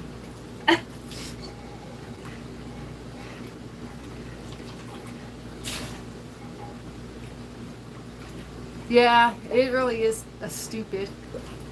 I was hoping he would go to he drove all around town the day before, like shopping and stuff, and you know, him and I don't really communicate, so I didn't even talk to him about it, you know, because we're not really a team, sad to say. But I was hoping he would like go into like, I don't know, some eyeglass shop or something and just have the optometrist, you know, wash his eye out. But no, he was too busy doing whatever he was doing, you know, doing chores, running errands.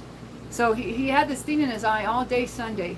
And then he had this thing in his eye all, you know, he got it Saturday night washing the truck. Something flew into his eye. He said he wore goggles, but just, you know, like swept under the goggles. So,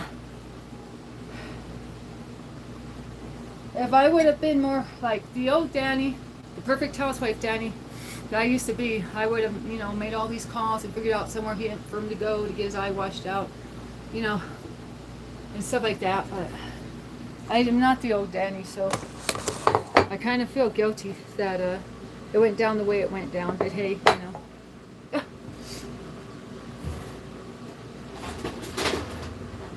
I mourn my old life and stuff like that.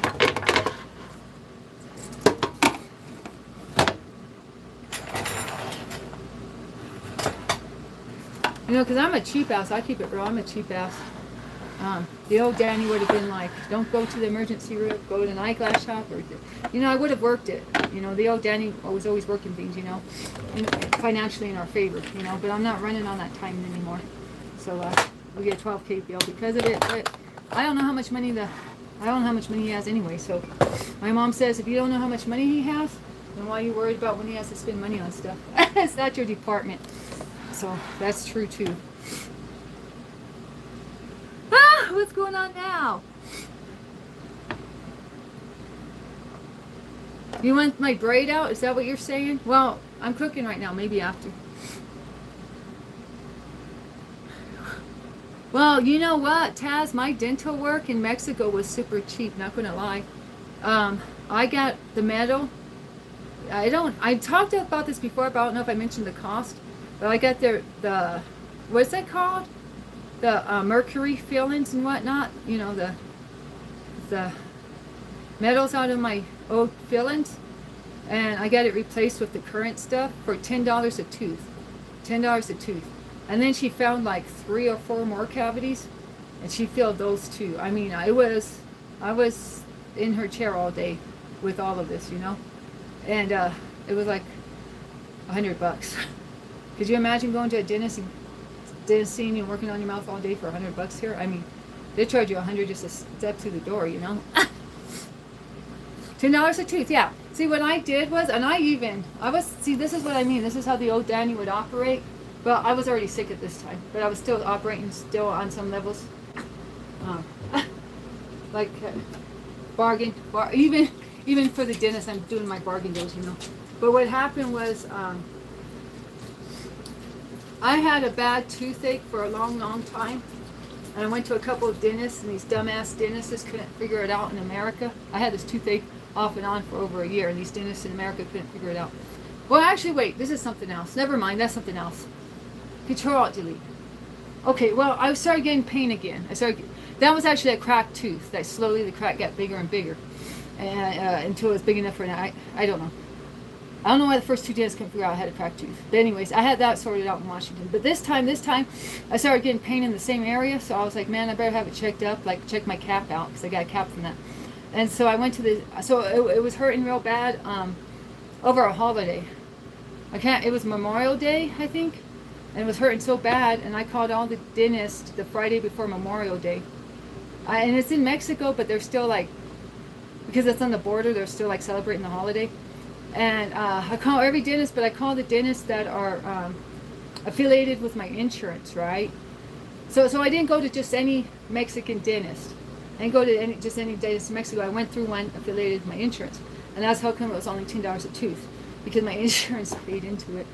And she told me that. She told me that when I found her, and this is why I went to her, she told me, I'm going to make you a retainer. It's going to be $100 for the retainer for your first visit. But she says, I know how to work the paperwork, and I'm going to get you the best deal for your future dental work, whatever you need done. And so I said, okay, I'm going to you, girl. I'm going to you.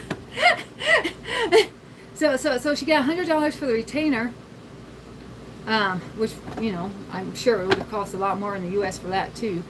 And then did that work on my mouth. Yeah, and people were telling me, my elders were telling me I needed to get that metal out of my teeth and stuff.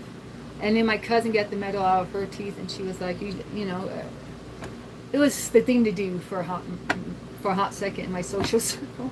So I got her done, you know. Anyways. And she said she was going to give me Botox. I almost got Botox from her, too. That's before I figured out I didn't want Botox. She said, no, if your tooth keep hurting, come in, I'll give you Botox. And I thought about just telling her to get Botox on my insurance. But that might have been weird, because it might have been just Botox on that one side, right? I might have been starting to look like some two-faced person or something. But no, it helped. The retainer helped me. So I was having pain because I was grinding my teeth. And so the retainer helped me. Like, I only used it for like a month, and then I didn't have no more pain. But she said she would work with me and give me Botox if I needed to do that for my tooth pain later on. But it all worked out.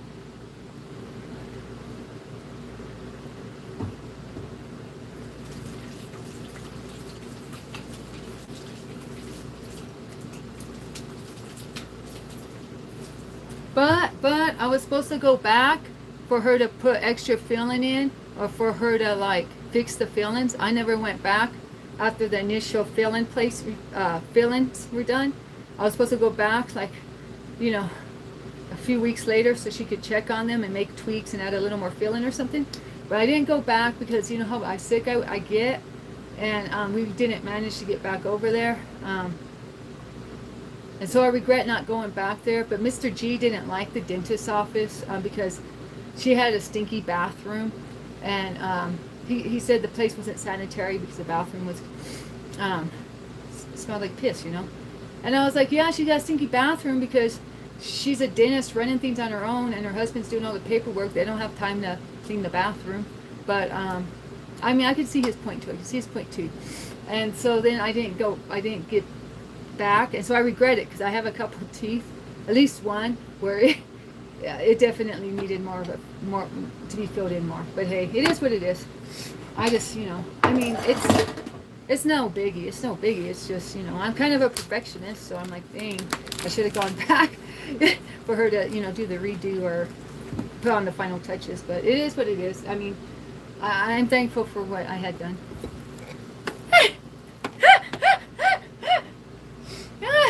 Well, I mean, because she had a small operation, you know. She had a son like 5 years old around, I would guess, around that age, you know. So she gave him a other end, or she gave him his little tablet to play on, or, you know, she gave him a little activity.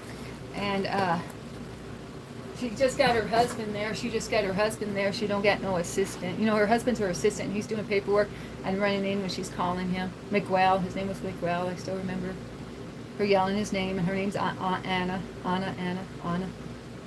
Anyways, so I mean, I was like, you know, it's not like she got a staff or, you know, she's a small time operation, and I was happy that I hooked up with her because there's a lot of big operations right across the border. There's a few that are real big names with big, huge staffs, and you know the whole 9 yards. You know, the waiting room and the, you know, the usual. You know, but I was happy I met her because I thought she knew. I thought she did a great job. You know, okay, yeah, a couple teeth should have been filled in a little better, but she told me to come back for that, and she was really concerned. She said, I really want you to come back to, you know, so I could finish up your work, and it just didn't happen. You know. So, but I mean, she spent all day on my teeth. I mean, she was collapsing on me at the end. I already told you all that. How her body was seriously, you know, her body was resting against my body by the end of the adventure. She was a hard worker, and I appreciate all that. Anyways.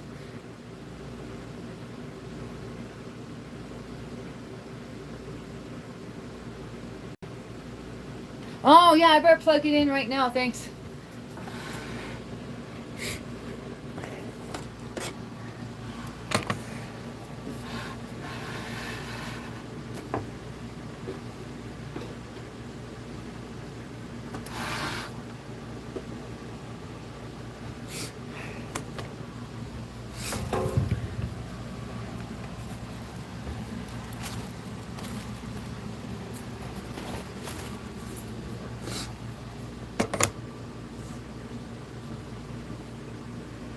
Yeah, so I mean, I got all that metal out of my mouth. That was the most important part, you know.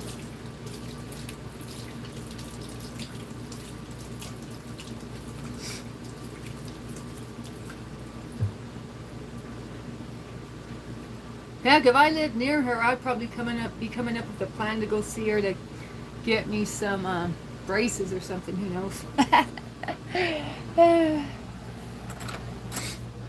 And I wanted Gucci glasses. The optometrist or the eyeglass girls, they called me over while I was waiting for something. And they were about to sell me Gucci glasses for $200. And Mr. G said $200 was too cheap or too much money for a pair of glasses. And now Crazy K told me he spent $200 on a pair of Oakleys. Of course, if they're real Gucci's is another thing, right?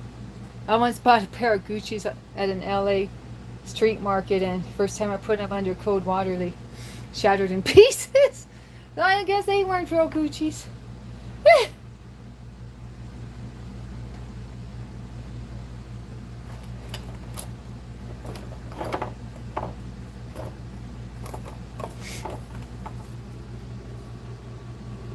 Yeah, $10 if you get your cat's teeth done. Yeah, Taz, I met this older gentleman. I actually helped him cut in line. I was so funny at the border. They're like, people were like grabbing their family members and stuff. Oh, he was with his wife too, but he was the one who had the dental work done. And people were grabbing their family members because one of the immigration lines opened up, so we all ran over there to get through closer. But he was like staring off to space. He was like really out of it, and so was his wife. It's a long day.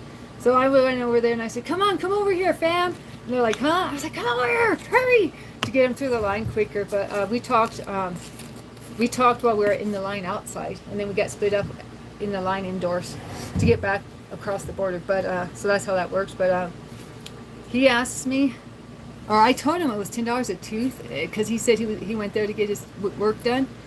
And he looked at me and he was like, I paid a lot more than that. How did you manage that? And I was like, oh, my insurance. She works with my insurance. So he was even like, girl, that was a good deal.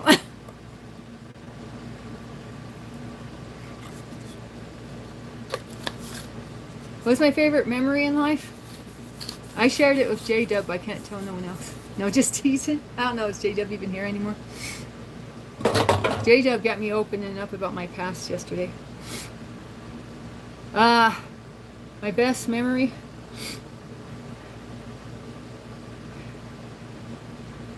Well, to be honest, when I got married, I thought it was the best day of my life when I got married. But um, I said emphasis on day. Oh, I'm bad. But I'm just keeping it real. It's true. I thought the day I get married was the best day of my life. No cap. Because I don't know. I thought maybe I'd never get married, to be honest. I thought I was going to be a bachelorette my whole life.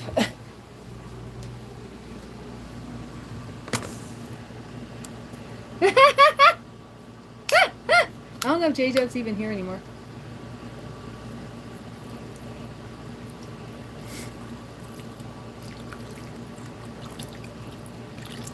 I was just teasing. I was just joking. Yeah, that's just a joke. But I did open up, just for real, I did open up to J-Dub yesterday about my life.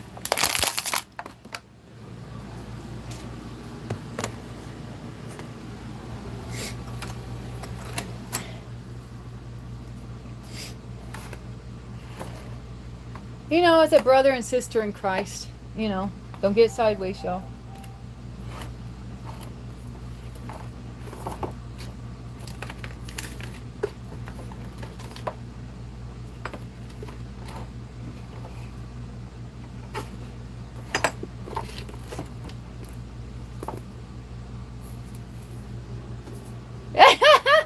Well, Taz, I don't know what to say. Maybe we have a secret meeting one of these days. Hopefully.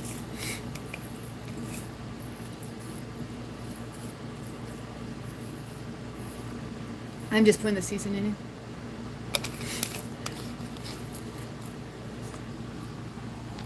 in. I mean, I had a secret meeting with Full Bunny. Maybe I should have had a secret meeting with you instead, huh, Taz? I gotta choose who I have my secret meetings with better, right?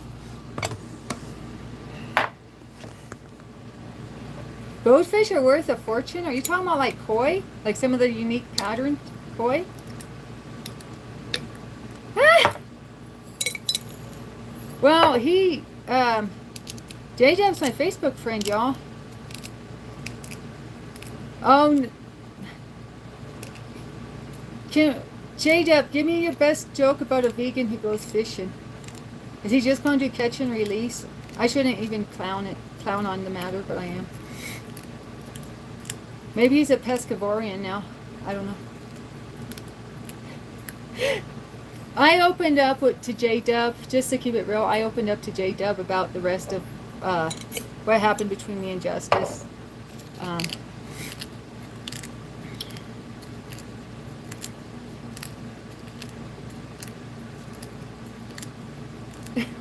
He's in glasses?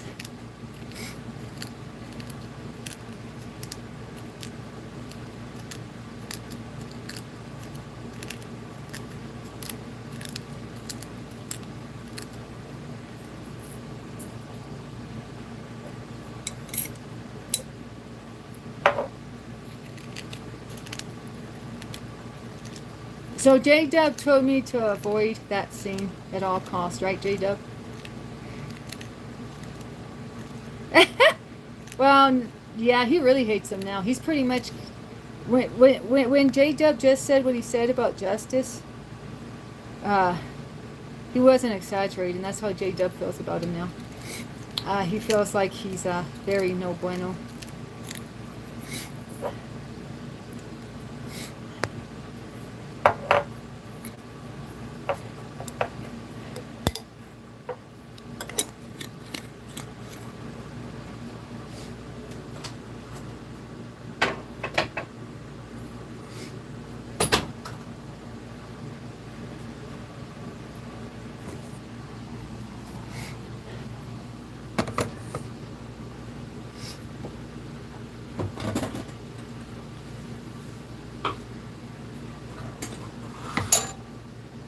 Yeah. And that's pretty much the consensus. There was a... Well, I don't want to get into it, guys, but I mean...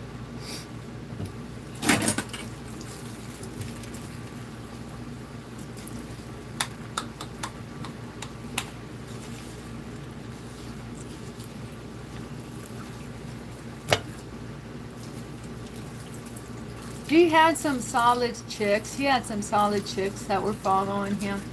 and really into him. And I wondered where one of them went, because I noticed she fell off. Well, I found her, and I heard what she had to say about him, and it's pretty much the same thing I hear from everyone, so.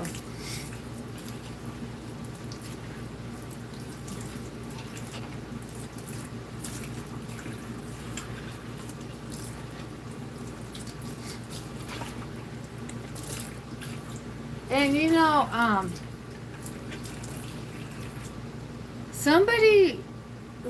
somebody's following her that just started following me. And I don't know if they started following her first or me first. Because I posted something about her with a quickness and took it down because I thought better of it. I posted her GoFundMe page, but I thought better of it. But so I don't know if that person found that GoFundMe post and like followed her or how. I don't know. Oh wait, I might be tripping. Never mind. I think I'm tripping. But when I used to get who follows, I used to get her in my feed as someone who shares an audience with me. I used to get her in my feed for that. So I know there's an overlap that some people, or at least there used to be. Like when I first started streaming, I saw her come up as someone with shared followers with me, but I don't see that no more. So it might have, just been a phase. I don't know. Answer you on what, Kevin?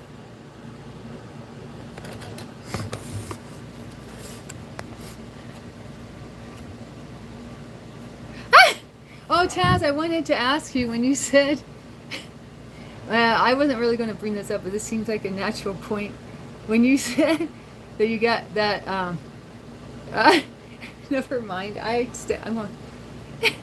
You said that I would have to deal with Cody's baby mamas. Sometimes it's not cool dealing with baby mamas.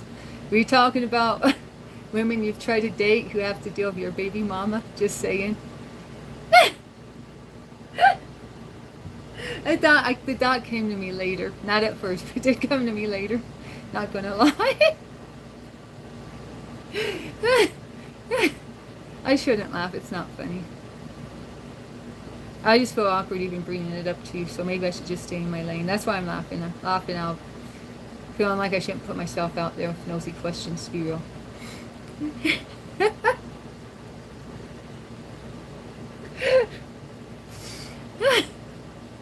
Well, okay, I've mentioned J-Dub. Should I mention?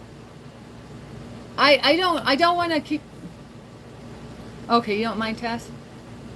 So he met they are technically married. He met his wife, well, because what I'm going to say is going to be obvious. He met his wife a week before they got married. She was following him on YouTube, sent him an email, and he said, come on through. She came over. She wouldn't put out. She told him, I don't put out before marriage. So he said, okay, let's get married. They got married a week after they met, y'all. So, I mean, that's either going to be the world's best love story or it's going to be a crash and burn, y'all. Just saying. Shotgun wedding. No, she wasn't married. A shotgun marriage means you get married because you get the girl pregnant. No, he didn't have time to get her pregnant. He said, let's cuddle. Lord help me. I hope this ain't gossip, guys. I really don't want to gossip. But he said, let's cuddle. And she said, I'm not about that life. I'm saving myself for my husband. And he said, okay. So he said, let's go to the courthouse. Yeah, so they got married a week after meeting each other in real life. And people used to ask him about that. People used to come, and I didn't, this is before I knew the exact time period or any of this. People would come in his chat and be like, don't you think it's a mistake marrying her so soon?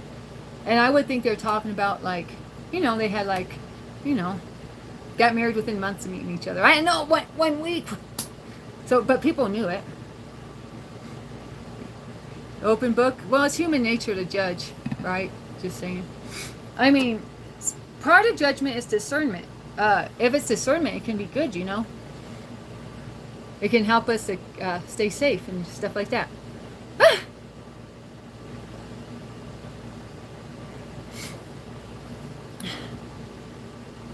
No, no. That that baby looked like him. I'm gonna sound like I'm on the Maury Povich show. That baby looked like him. That is baby. and he's not the dude to do that. He's not the dude to squeeze for funds or to. He's not the dude to. If you're looking for Captain Save-A-Ho, he ain't the one. That's all I'm saying. Okay, 16. Let's talk about something else. Your real name. Drop it. Drop it like it's hot. Okay, I'll change the subject.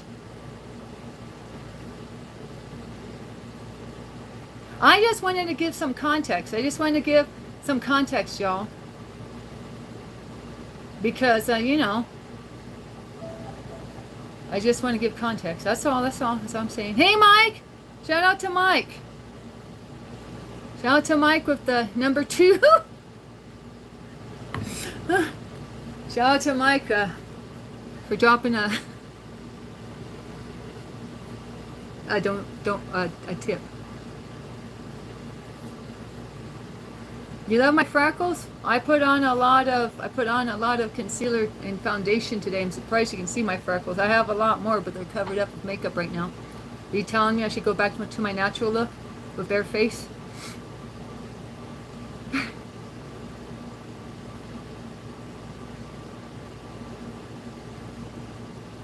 All right, Paul. All right, shout out to Paul.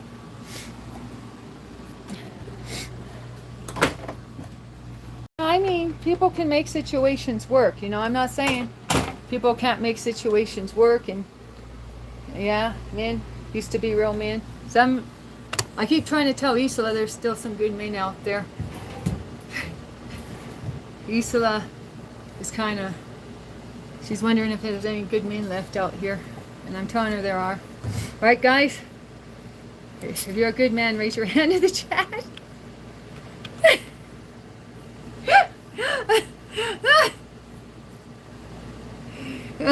Crickets. Okay, I tell Isola I didn't know what I was talking about. Oh no, J-Dub put his hands up.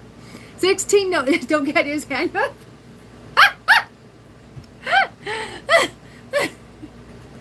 16, put your hand up. 16, keeping it real. J-Dub, is that your hand or KK's paw? I think he put up KK's paw. I think he put a glove on KK's paw and put it up to make it look like a hand.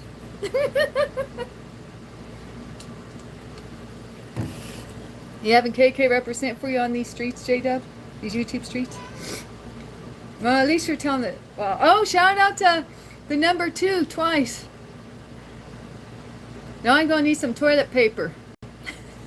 Mike, you're making your girl look for the roll of toilet paper at this point. Yeah, XXL's the only good one left. Hey, where is X? What's the subject today? We're trying to change the subject. Did you just get here? We're trying to change the subject. Because I'm a yapper. But I'm going to merge back into my original lane. Hey, did you catch fish, Paul? Didn't you say you were fishing? Did you catch any fish? And what do you fish for over there? See, I come from salmon country, but I think over there, what do you got? Trout? You got trout or, oh, let me think of a fish you would have over there. Rainbow trout's the only thing on my mind. I don't know why. Oh, girl. Oh, no.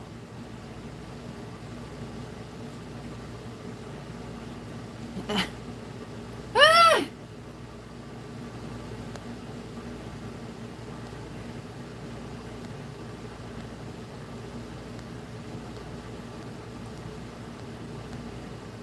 Raining and storming. So you got Pepper and KK cuddling up with you. All these cats, almost all the cats cuddled up with me last night. The only one didn't cuddle up with me was, oh gosh, the little one, the little calico, Perla. You know, they're possessive of me, and if she tries to get near me sometimes, they fight her off. So Pearl, I usually gotta wait till nobody's around to get cuddle time with me. Otherwise, she kind of is solo dolo. And I try to encourage her. I try to bring her over to me, but the first time I don't look, the first second I don't look, somebody scratches her and scares her away. So she's not even about that life. She don't even want to mess with me if I get all the cats around me, because she knows. She knows they don't like to share me with her.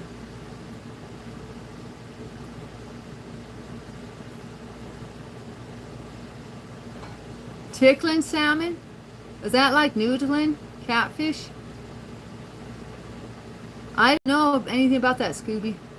I heard about throwing dynamite in a lake before. I saw that in an old movie.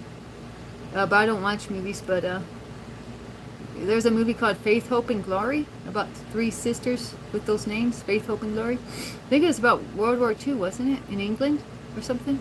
Anyways, they were in a little canoe on the lake, and they threw them some little TNT and got the fish up with a quickness. You guys ever try that?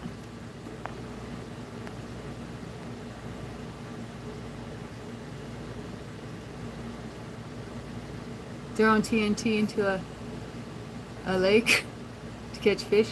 What they do back home is they throw corn. They throw corn into the lake, and you're not supposed to do that because that's not fair bait. But I would go to the dam and find cans of corn. They just leave there. They don't even try to hide it. You've never gone fishing, Taz? Well, my dad used to take blue fishing. But if you're a kid, you don't need a fishing license. And then my dad would just watch bluefish. And he might have fished a little himself and said he threw the rod to blue if he thought a marshal was coming or game warden. But anyways, my dad was always taking blue fishing. But I don't know if they really caught fish. It was just more like an excuse to go out to the dam. To the reservoir. So my dad lived like 12 miles from the reservoir. So we'd go there often. Or he went there all the time.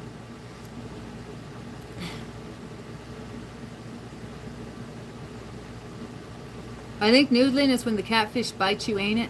Then you kind of throw it out. The tickling is similar, but you literally tickle it to sleep. Then throw it. Then throw. Oh, whoa. Never heard of tickling salmon. Mitzi? She likes catnip? Yeah, you mentioned that, Paul. I think that might be the first comment I ever read from you. I didn't respond to it because I was in my own little world, but yeah, I remember that was one of your first comments, Paul. Or at least first comment I remember and put with your name.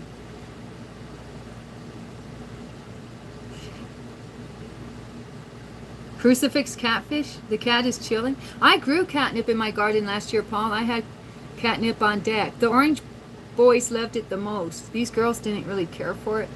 Well, Tiger. Tiger's my girl who likes catnip, but she could care less, or she couldn't care less. Two of my girls don't care. Lil G's the one who loves catnip, and Tiger messes with it a little, my little tabby. Yeah, she's my collaborator. She's my collaborator. She does this all the time. She's the only one who does this to me. She's the only one who does this to me. Thank the Lord. One's enough for this game, let me tell you. Every day, she does this on the daily. She has to get her fix in. There ain't a day that goes by that she doesn't feel like she has to do this.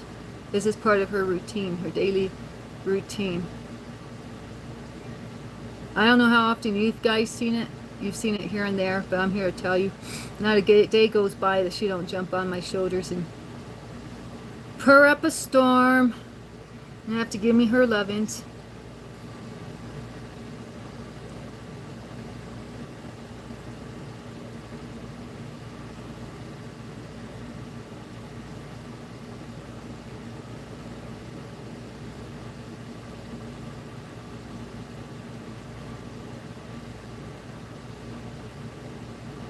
Valerian root?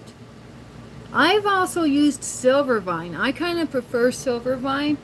I get them Silvervine sticks. I don't think they go as crazy on the Silvervine as the catnip. or I think I can control the dosage a little better. So they can just like, I mean, little G will get straight up paranoid and jump if he hears noises, and he gets a little paranoid, like some people get paranoid of marijuana when he gets around catnip. And I haven't noticed that with the silver vine, so that's just why I prefer it. It seems to be a little more mellow for them.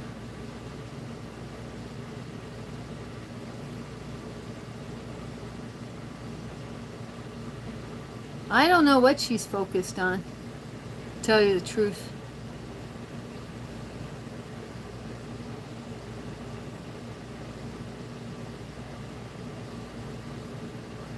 This is Osita, Paul, in case you haven't figured out her name. I don't think I mentioned her name today. But this is Osita, and that's Spanish for little bear. And when I found her, she was 3.5 weeks old, knocking on death's door. She wasn't much longer for this world, and I rescued her. And I named her after the bear, the polar bear, on the Bimbo Mexican bread. I don't know if you've ever seen Bimbo Mexican bread, or have you ever seen the little polar bear logo? But she was just a little ball of white fur, so I named her basically polar bear, or a little bear, but specifically I was thinking of a polar bear, and the bear on the Bimbo. I wanted to name her Bimbo. My husband didn't know what Bimbo meant. He said, yeah, you can name her Bimbo. And then I told him what Bimbo means in English. He said, no, you can't be yelling Bimbo outside. What if there's like a ratchet or a or a bona fide Bimbo walking down the street? She might take offense, and I don't want to have to bail you out of jail, so we're not going to name her Bimbo. Find another name. So then that's when I put the 2 and 2 together and came up with Osita.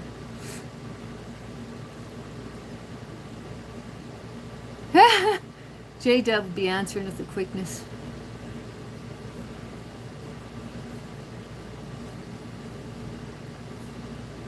She's a little over 3. They were born probably on April 1st or pretty close to that, 3 years ago. I found them April 23rd, and I aged them based on their teeth and their potty behavior. Because I still had to wipe them. I had to wipe them the first 3 days or so, 4 days that I had them, and then they could go to the bathroom by themselves. So based on all that, looking at how many teeth they had grown in and how big they were at 3.5 weeks when I got them. So that's where I came up with from April 23rd, backtracking April 1st being the day they were born. I milk fed them, I bottle fed them, 5 of them. I found a litter of 5 in an RV on a very hot day, the first 100-degree day in Arizona, or at least in our town, back when we lived in the Sonoran Desert. And of course, they were in an RV, and that RV was probably 20 degrees hotter than outside. So they were in a 120-degree RV, nestled up to a row of batteries. And I thought they got battery acid on them, but it turns out they had ringworm. I think it's called ringworm. It's a fungus. It turned out they had ringworm. It wasn't the battery acid. It was just this crusty yellow stuff on them. So I thought it was like the battery acid leached on them. But, you know, I checked it out. It turned out to be ringworm. So that was the first thing I dealt with, was getting rid of their ringworm. And what else? I mean, as far as she knows, I'm her mom. Her, little G, and Tiger, as far as they know, I'm their mom. They trust me a lot more. They trust me a lot more than the 3 younger ones. Like, I can just grab them and, you know, mess with them a little. Like, especially her, because she was used to me taking care of her. She was the sickest. So she's a good patient. Well, little G's not really a good patient, though. He don't like to be fussed with, but he's an alpha, so that's another story. But they definitely bonded with me differently, more closely than the other cats.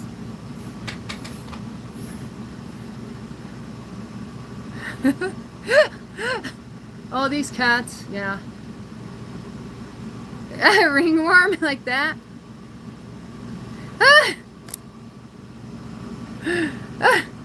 Yeah, give us a link to your Amazon account.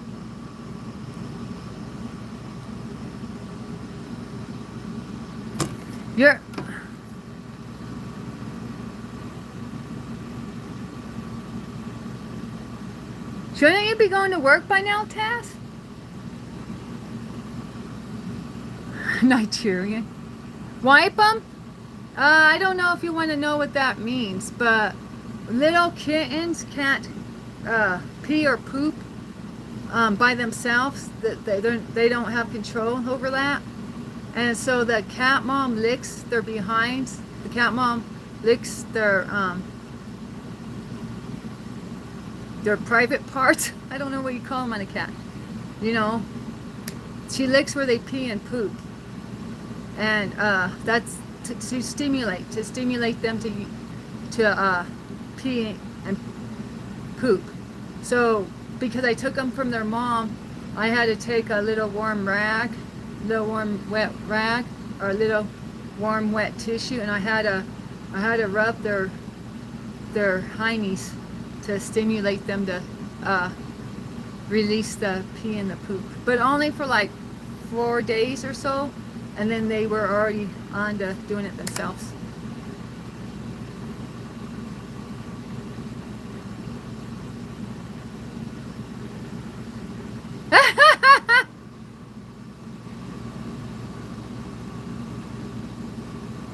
You don't have credit cards, J-Dub? Oh, what the heck, J-Dub? Okay, number 2 3 times. You get the number 2 3 times now. Shout out to Mike.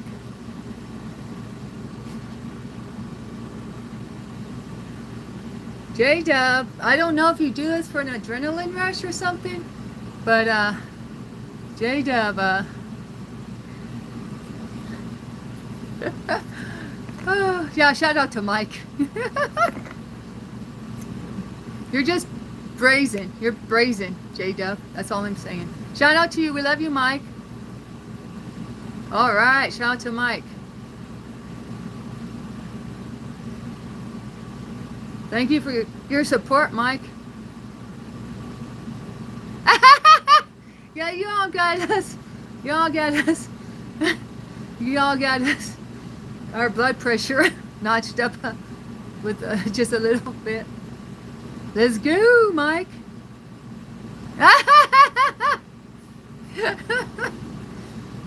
Chaz, you're funny. Oh, thank you, guys.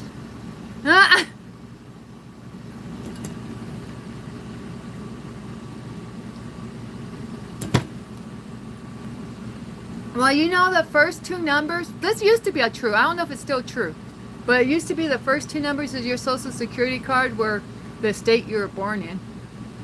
Is that still true, guys, or no?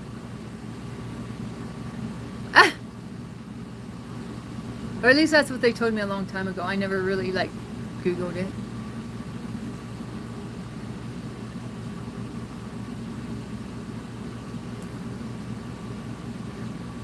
Or maybe it's the state you get the social security card in. I don't really know. By that, it had to do something with identifying the state you're a native of.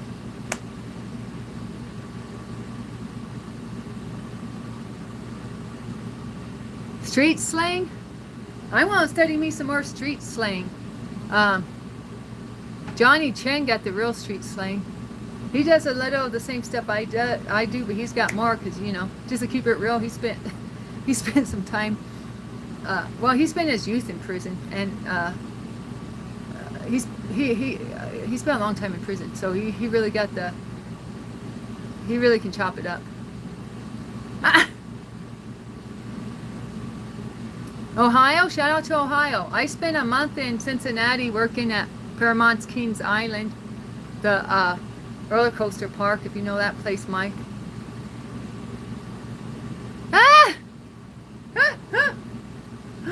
How did I know someone was going to say that? I thought 16 was going to say it, but no, Tass did. Hey, is 1616 still here? He's probably running them social security numbers right now.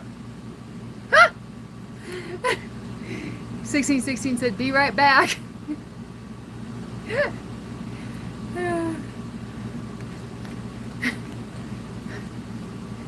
1616 gonna come in with a new account called the social security number J-Dub. SSN J-Dub.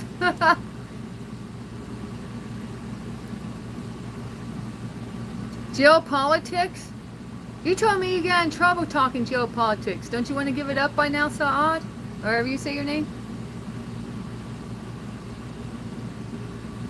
Oh, Elvis? What do I know about Elvis? Okay, is it true he dyed his hair with shoe polish? The internet getting me mad because I always heard it was Revlon number 40. Or not Revlon. Was it Revlon? Or black number 40. Not Revlon. No, was it Revlon? Anyways, I always heard he did black number 40 and that he made Priscilla dye her hair black number 40. But now on these streets of YouTube, they saying he dyed his hair with black shoe polish. Okay, maybe like when he was a teen, before he could afford it. But I'm pretty sure he wasn't like a millionaire and still running black shoe polish through his hair, dog. That's all I'm saying. But they keep saying it on the internet like it's bona fide truth. So that's a pet peeve of mine.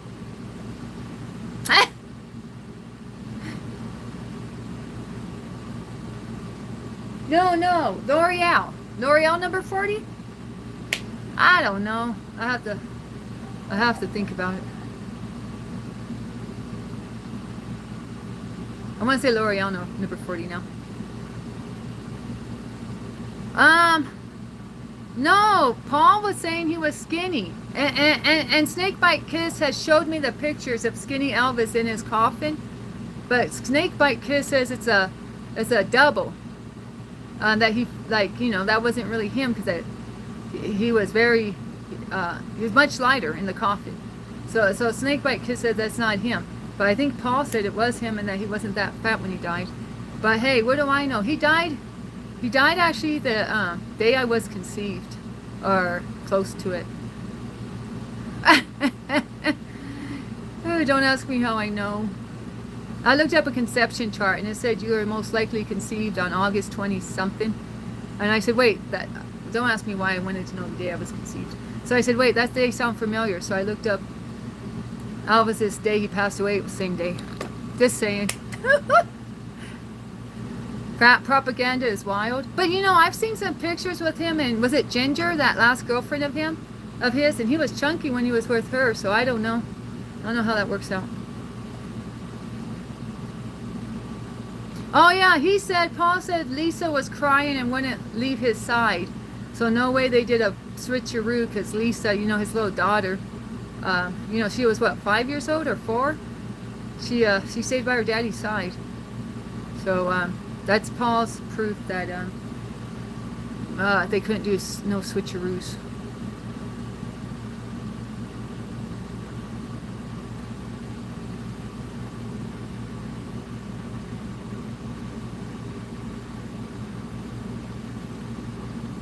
Alright, shout out to Mike with the number 2, number 4 times. Number 2, 4 times. Is that how you say it?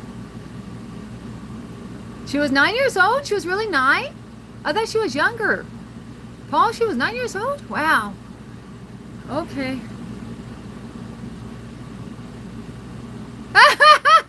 Hey, you know, I was hoping someone wouldn't go there, Tass. Leave it to Tass to go there. Just saying.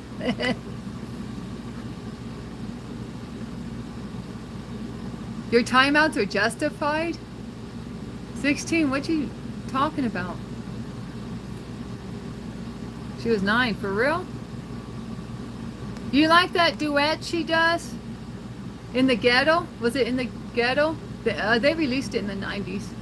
And she did that duet. They put her voice over with his voice for the song In the Ghetto. You guys know that song? Paul know that song, right?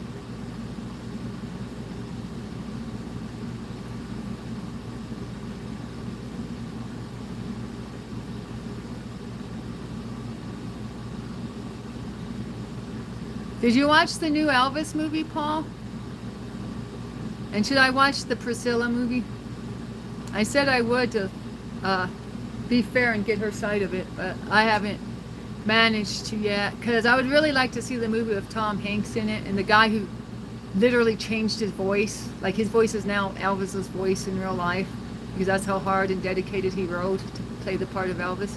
I'd really like to see that movie, but they want to charge your girl $8.50 to watch it. Your girl I'm not going to pay that much money to sit at home and watch a movie on my phone. So I'm going to watch Priscilla because it's free. I guess she wants to share her side of things.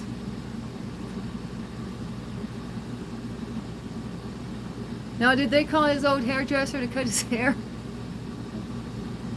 Guys, have you ever seen an unalived body? Guys, have you ever seen an unalived body? I only saw my grandma's.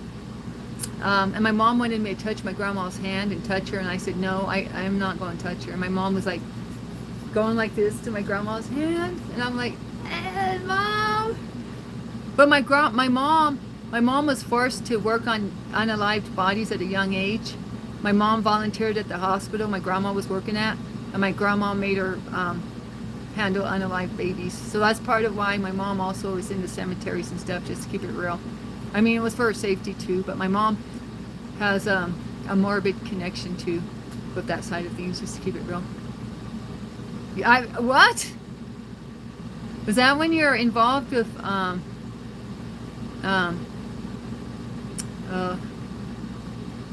do I say this without saying it?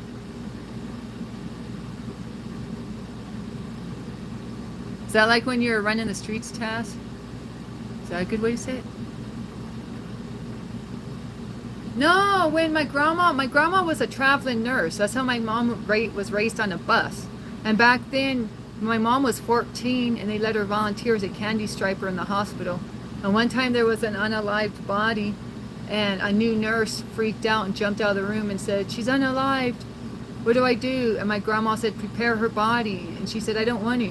And she looked at my mom and said, you go do it. And my mom was 14, and I don't know what that means, but she prepared her first unalived body at 14 as a volunteer at the hospital with my grandma, forcing her into the room to do it by herself, because my grandma said she had to learn about how to do that stuff.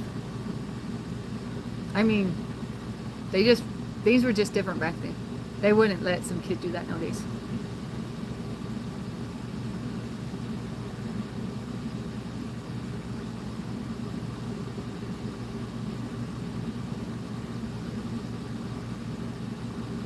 Did you guys see Paul Walker? Do you remember Paul Walker?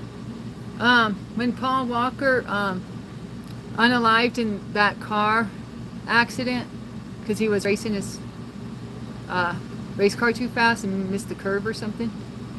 As soon as that happened, Snakebite Kiss sent me a picture of his head. It was like, I don't know if it was real or not, but it looked real. Snakebite, because his favorite thing is to tell me when a famous person is unalived. As soon as someone is unalived that's famous, she lets me know. Or I let her know. It's kind of like a contest between us now. But she always knows with a quickness whoever's unalived. She like follows that. Yeah, you gotta protect your eye gates, right, Tess? Yeah. And some say, Paul Walker, that it was a setup because he was going to expose the child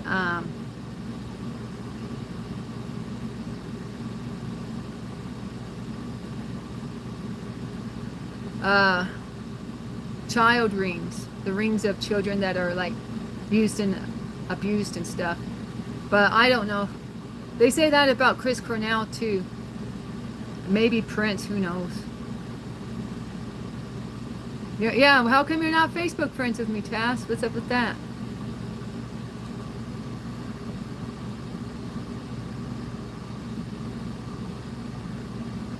Yeah, you didn't see the Paul Walker pics? Leave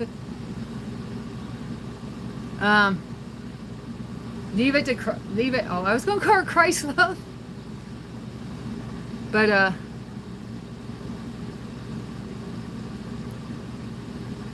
leave it. You don't have Facebook? Who are you, Sven? Do I know you? Have you been here before? Oh, you wanted my telephone number before. And you wanted my WhatsApp before. I see what's going on. Yeah, I don't really do much on Facebook either. I just repost memories. Kevin Joshua? Okay, I'll take a screenshot.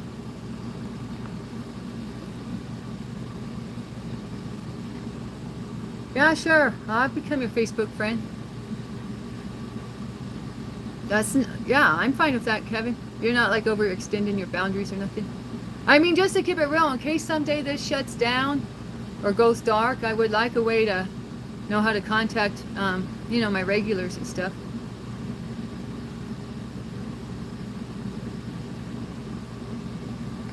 Oh, I put as the title, I'm married. It still didn't. It went over like a lead balloon, apparently. You just stumbled upon me, Paul? You're not subscribed yet? You're telling on yourself.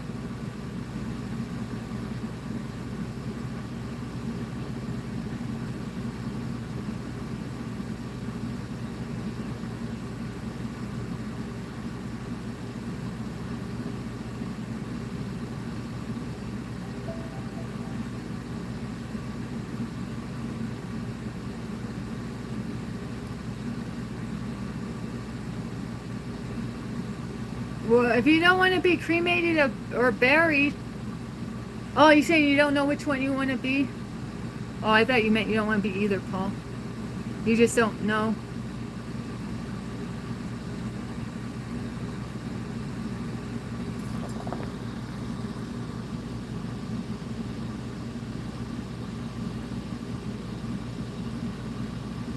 Yeah, that happened with me too, Kevin. It said I could only follow him.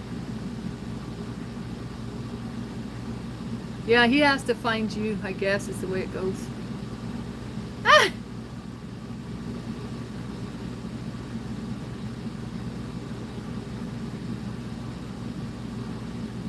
Don't you have to begin ready for work, Taz? I know I already said that earlier, didn't I? I don't got my glasses on. I keep looking at the clock and I still can't figure out what time it is. Ah! I don't know what you mean, 16. Okay, let me get back over here. Try to read the time. Oh, you're heading out the door right now? So that's not getting ready for work. That's actually leaving for work.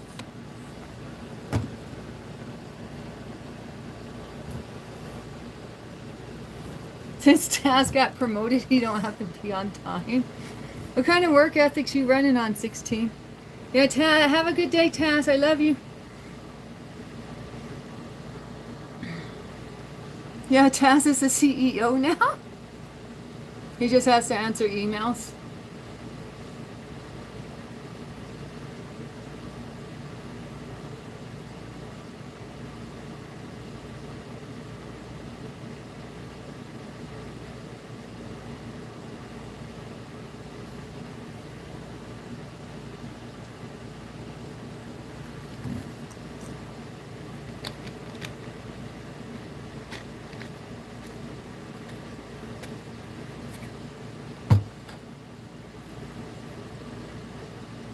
All right, love you, Taz.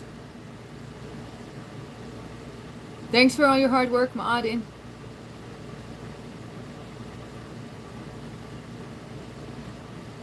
Well, I'm gonna...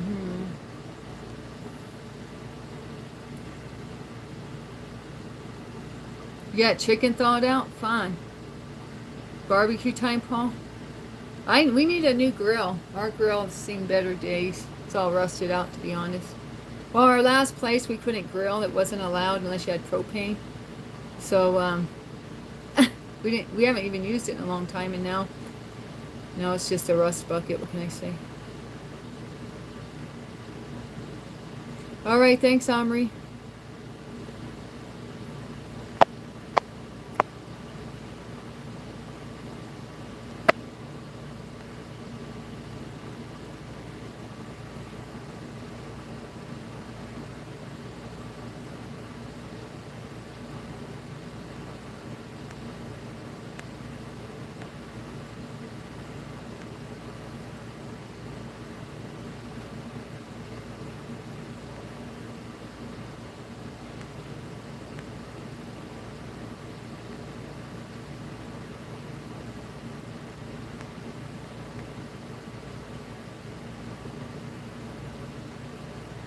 Yeah, Linda McCartney. You still think I look like her? Oh, that's a new one for me, to be honest. But hey, maybe it's my new hair color. I know you wrote that comment like an hour ago, but hey, I'm just scrolling through the comments to reply to stuff I missed. No gas, charcoal only. Yeah, that's cool. Oh, and the weirdo is who? Hi, Maxine. Why did I change my voice like that?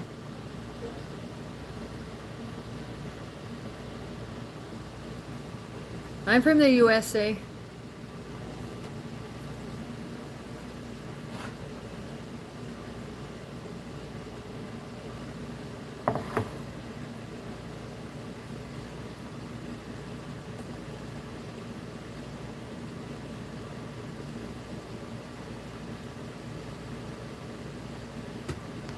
So, what do you want to say about Elvis? You got anything to say about Elvis, Paul? I can't think of anything else. I went on my rant about the black shoe polish. Um, what else are we going to rant about? Oh yeah, we confirmed she was 9. At least I can get some of my facts straight. Lisa was 9. Lisa Marie was 9 when her daddy passed away. You want to wash my hair? You gonna sneak some shoe polish in there? I know that's the real reason. Just kidding. I'm from Houston, H-Town, in the hizzy. My husband's a traveling worker, so I've lived in Washington with him. I've lived in Oregon with him. Well, I'm from Oregon, but we went a few extra places I've never been to while on the road. Texas, Illinois, Arizona, Utah, but I don't give my exact location. My husband doesn't want me to, for security reasons. What do we talk about? Well, we're all friends here. We're all friends here, and I'm building a community. I am a Christian, so sometimes, I talk about my spiritual beliefs or Christian beliefs. Last couple of days I haven't read no Bible verses, so I'm not like really strict with it or nothing. But we talk about whatever's on anybody's mind on here, to be honest. So I'm open-minded. The only thing we don't talk about is like politics. I kind of fumbled a little and talked about Biden a little bit the other day. But I mean, politics is about the only thing we don't really converse on. Texan? Yeah, a lot of people think I'm from Texas. I don't know why. When I lived in Texas, I lived in North Texas, though. Did I mention I had lived in Texas? I lived an hour west of Abilene. So I lived in Lake Stamford area, Haskell area. Keep seeking his face. Thank you, Pokey Bear. Or Poke Bear. I'm not sure how to say your name. Oh, well. Anyway, Maxine, thank you for coming in here. Oh, I'm a streamer. I just got monetized, actually, like fully monetized, like even just a week ago. And so I made about $100 so far. A few weeks ago, maybe a month by now, I got partially monetized. So there's 2 levels. But I'm just starting to build up my channel here. We talk about people's lives, my regulars' lives. Oh, thank you, Maxine.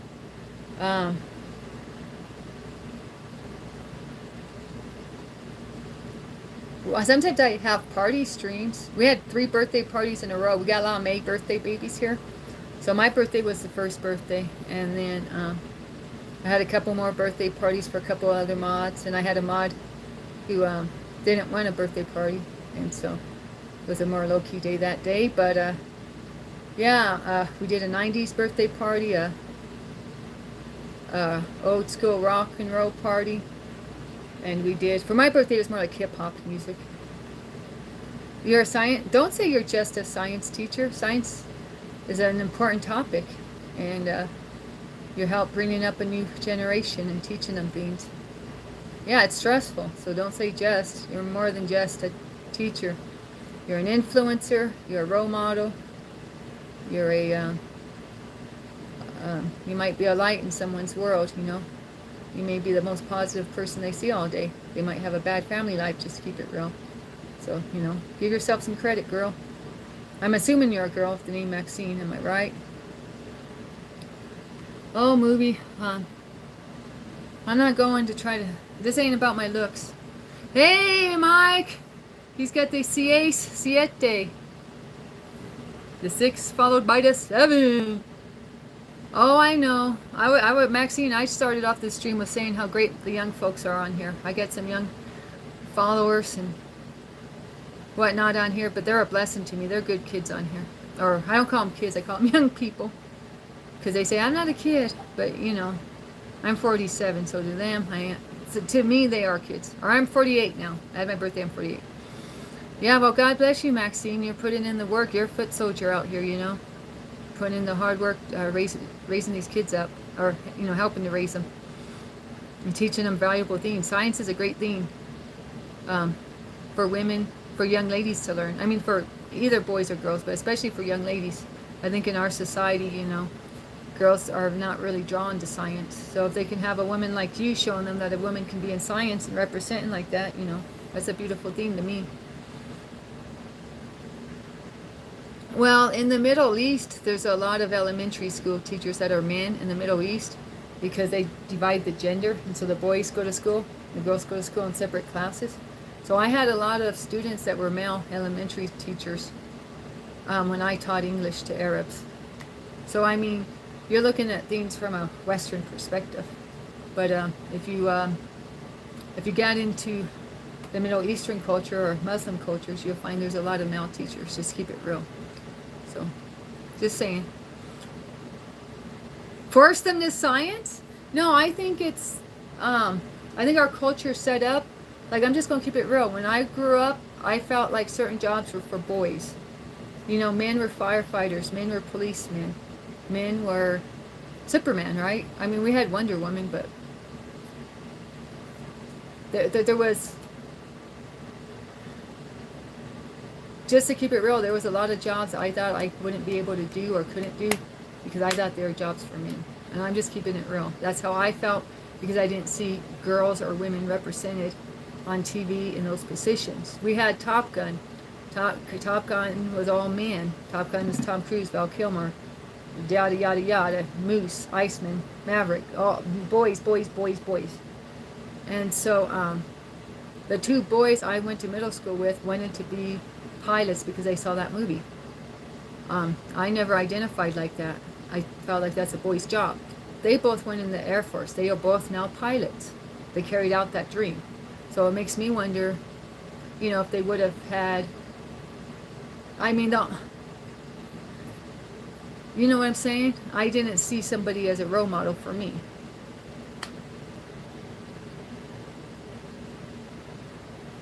I'm not saying I never had a female role model. I'm saying I never saw a female pilot represented in the Hollywood industry. So,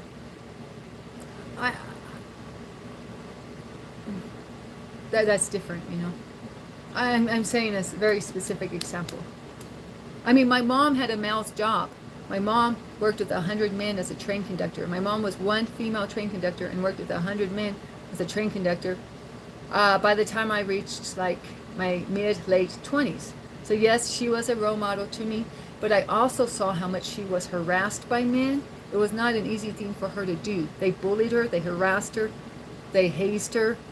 It was a lot harder for her because she was a woman, and I'm just keeping it real. So you know me? You think I wanted to follow in my mom's footsteps and be bullied and harassed and have to prove myself? I said hard pass, I'm not about that life. I don't know if you just want to argue. I'm sharing my history, right? Have I ever gone to the doctor for a checkup? Yeah, and I regretted it. I don't like doctors, to be honest. I'm a hater. I mean, I've been sick for 3 years, and I stopped going to doctors. And they say now, Paul, I need to go back to doctors. My husband, my mom, they want me to go back to see a doctor. My health is not improving. It's actually getting worse. I don't want to sound like a whiny butt. But like yesterday was one of the worst days of my health-wise since I've been on this 3-year journey with these health issues. So I don't know if you know much about my health issues yet, Paul. Once you get to be a regular here, the more you see, you'll find it. You'll hear me talk about it, complain about it, whatever. So, yeah, I don't trust doctors either, J-Dub. I do not trust doctors. They lied about me in my medical papers. I mean, I don't want to play a victim game, but what they wrote in my papers is not representative. I mean, they get it twisted. Let's just say that. The practice, yeah, that's what I say too. I always say it's the practice, and I don't want to sign up to be practiced on. Oh, Paul, you already know what time it is. Doctors are expensive. Yeah, they are. And they didn't help me. They actually just made me feel bad about myself, to be honest. And I know, that's not all on them. It's on me too, because, I reacted in a way that maybe wasn't the best way to react to the situation. Maybe I took things too personal. But they basically told me because my medical lab reports came back fine, that there's nothing wrong with me. So they didn't listen to my actual issues. They just looked at a report and said, I felt like personally that they were calling me a liar, or they were acting like I was exaggerating my symptoms, or I felt like they weren't listening to me. They were not listening to me. That's what I mean. They were looking at tests that came back fine and saying, you're fine because these tests came back fine. So I ran them again, and same thing. Rinse, repeat. Wash, rinse, repeat. You know what I'm saying? They took medicine away from you when you needed it. Oh, that's horrible, J-Dub. Did you go through bad withdrawals? I'm an anti-vaxxer. I've only said this once before, and last time I said it, some guy with a quickness said, I want to marry you in the chat. But I'm not promoting anyone else to be on that path. Everyone make your own medical decisions. If you want to get vaccinations, that's your choice. I'm saying, I'm not advocating my strategy to anyone. I'm not advocating. I'm a second generation anti-vaxxer. So it's not just, my parents were anti-vaxxers. My mom especially. I mean, both my parents. But my mom is more like vocal about it. So I'm not saying anybody follow my path. Do you and make the best medical choices to, based on your own health history and whatnot. But of course, always, to me, seek the Lord first, and then follow what He has directed you towards. I know. That's why I don't want to F with them, J-Dub. You know what time it is. What'd you do? Just hang out at the hospital cafeteria picking up digits, J-Dub? J-Dub said, I have me some casserole and your Facebook account.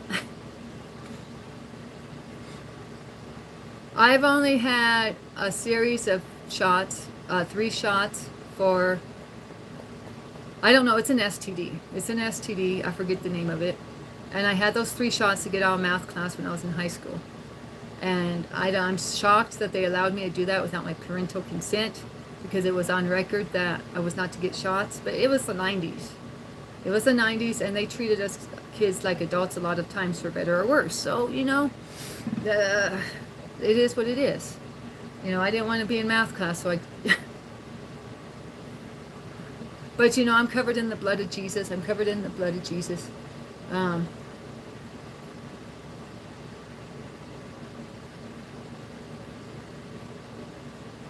Oh, really, Paul? You learned the hard way, huh? Well, it doesn't sound like you really had a choice, huh? But yeah.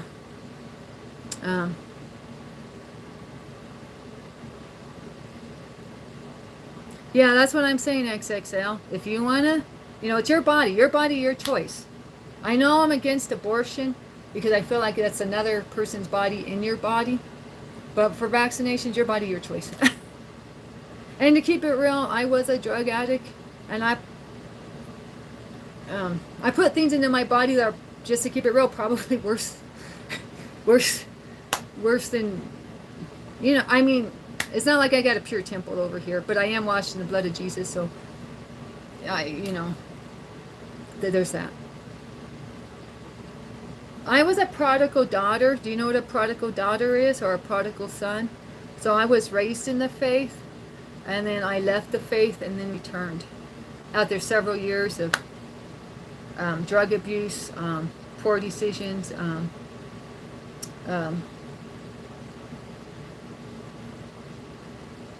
should Danny do this or that? Let's do the bad thing, or the thing with. After making a lot of choices without thinking about the consequences. I mean, I didn't ever steal. I didn't rob. I didn't.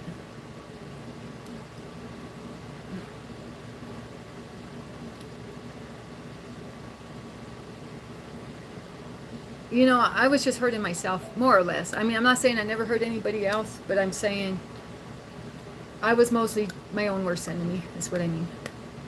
Joshua 1:9, okay. Diverticulous? No, diverticulitis. What's that, Paul? It sounds familiar, but I don't know. It's been a while since I heard that word.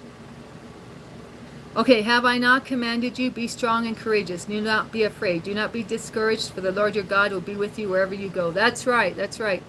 Joshua 1:9. And I certainly had my angels protecting me more than once, or twice, or 100 times even. So the Lord has protected me through it all. So shout out to the Lord. Paul, were you the one telling me you don't believe in the Trinity? Was that you that said you're raised as a Jehovah's Witness?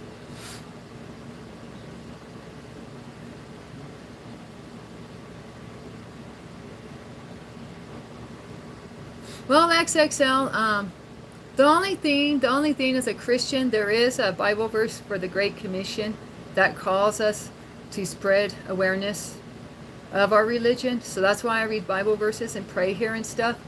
But I can only lay down the seeds, or sow the seeds. I can only put a seed in someone. So I can only, read a Bible verse to see, to let them see what I believe in. But at the end of the day, it's everyone's choice. We have free will. God gave us free will. And that's maybe part of why I don't push my religion, or I try not to. I mean, I can't say, nobody's perfect. I work in the flesh, but I also believe God gave everyone free will so that, they can make their own choices, whether it be the vaccine or their walk with the Lord. We have angels walking with us even though we don't know it. Yeah.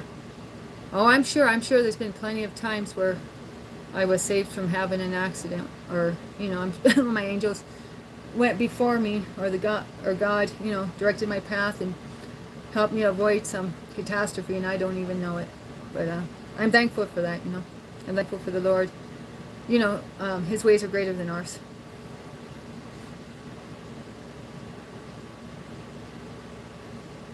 Yeah, that's what I guess basically what WWJD is saying. I agree with him. I mean, I'm kind of spacing off a little bit. Sounds accurate. But XXL knows that. XXL been in my stream long enough to know where I'm coming from too. So, what would Jesus do? That's what your thing is. Yeah, she knows what's up. But I know you, WWJD, you're kind of new here, but I'm just telling you, she's been, he's been, yeah, sorry, XXL. XXL is an OG.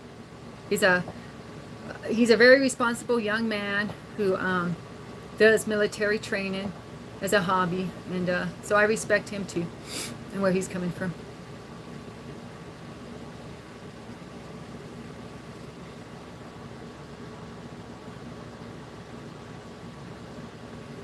And XXL at the same time respects me too. So, I mean, it's a two-way street.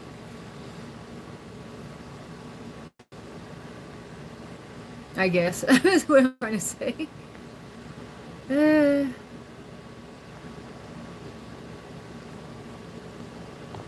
I mean, XXL be with me when I'm praying on here and reading Bible verses. He don't bounce or nothing. You just haven't seen me in action yet. What would Jesus do? Usually I pray a little more and read the Bible just a little bit more than I'm doing today. Yeah, we give respect and we get respect. That's right.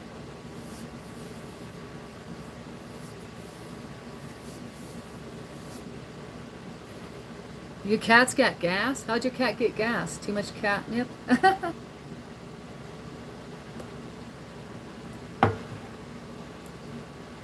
Yeah, I'm trying to explain it, WWJD. Why don't you like and subscribe?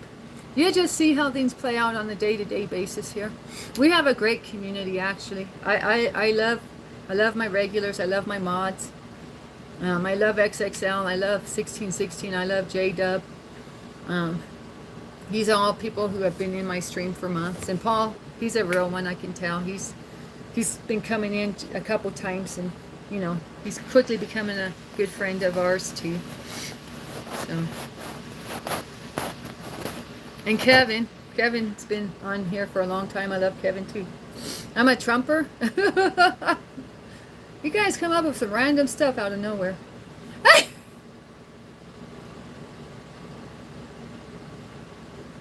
Oh, I didn't know that, XXL. Well, thanks for sharing.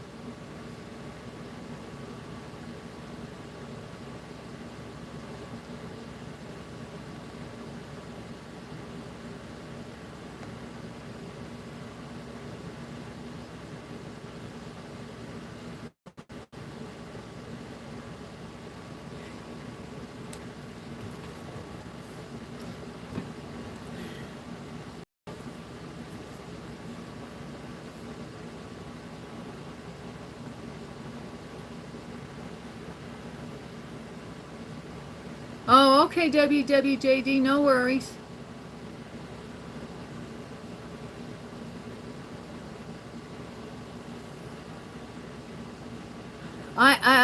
Paul, I believe the Bible is God's word manifested because, okay, well, I've read the Bible completely from back to back, or back to back, from front to back. I've read the Bible completely once. And before I read the Bible like that, my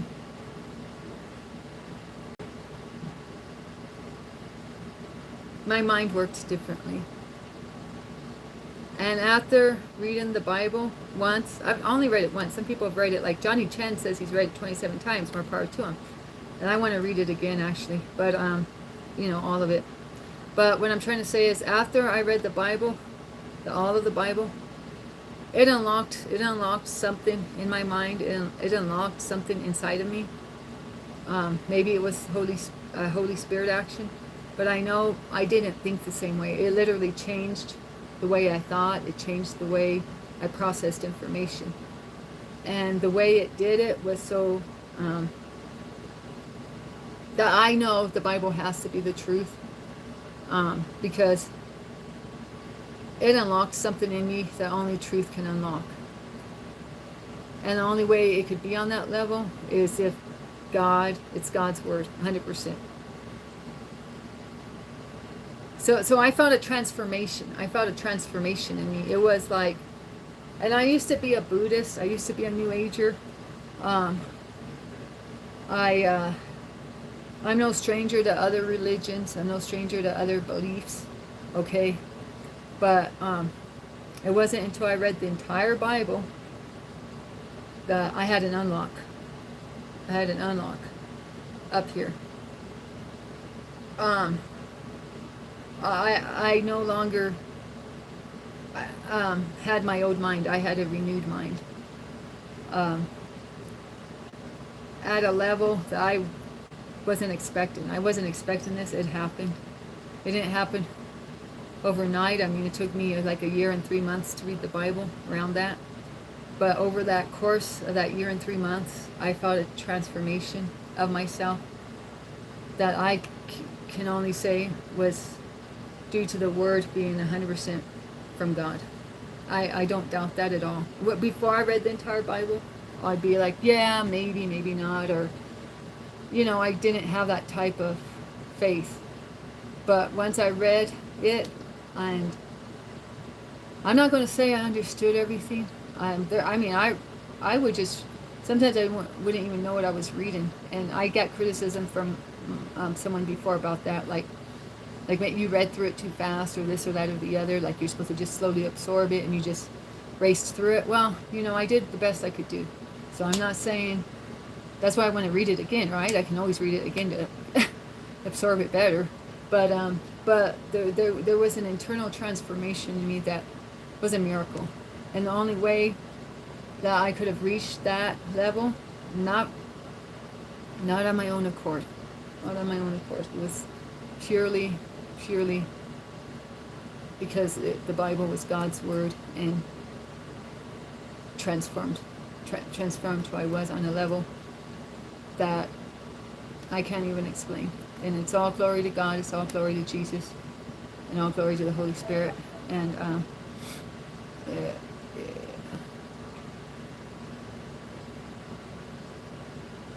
it's something you can't even explain. It's like, how do you explain the taste of an apple, But it's so much deeper. And that's what really increased my faith. Not that I don't struggle with my faith. I struggle with my faith in different departments. But as far as my faith in the Bible, and that the Bible is the Word of God, no doubt anymore. No doubt anymore. And the only reason I came to that conclusion was from reading the Bible. I didn't even start with this in mind, that I would have these feelings or have this shift. It was just something that was natural and organic. And it was a process of a year and 3 months or so. And so I just felt a shift in me. I no longer looked at things the same way. I no longer processed things in my mind the same way. It was a complete and utter transformation. And it wasn't because I was watching no preachers. It wasn't because of nothing I believed in or nothing. It was all because of reading the Bible. Okay, love you, J-Dub. So that's where I'm coming from personally.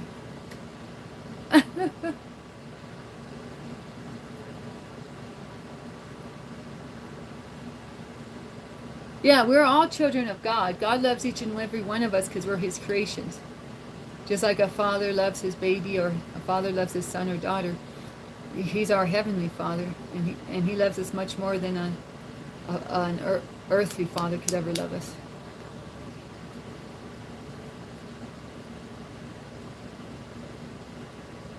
Well, then, I guess, Paul, I must have had God's good grace bestowed upon me, and I must have had Holy Spirit direction, because, yeah, and I'm not saying it's anything I did. It's all by His grace and mercy and long-suffering. The Lord, nothing I did returned void. The Lord filled me like He can fill an empty vessel. And I ask the Lord still. I haven't said this prayer for a while, but I used to come on here often and say, Lord, may I be an empty vessel for You to fill me with the Holy Spirit. So, but, I kind of like, some prayers come and go, Sometimes I focus on one thing and another thing in my prayers. And I need to get back to praying, guys. I need to get back to Bible reading. I kind of took a couple days off here because, I'm human. So,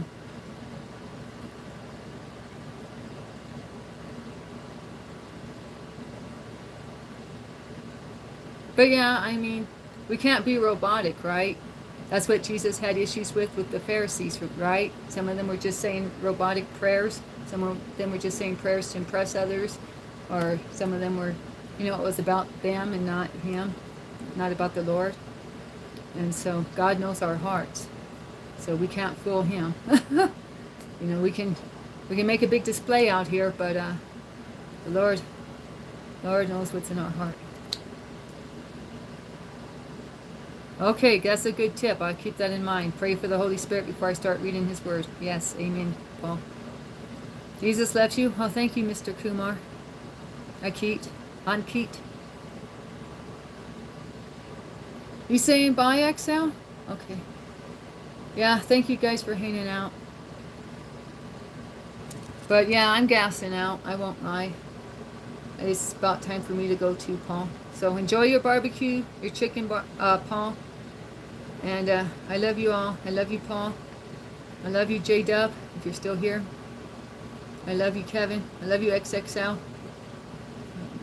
Nice to meet you, Mr. Kumar.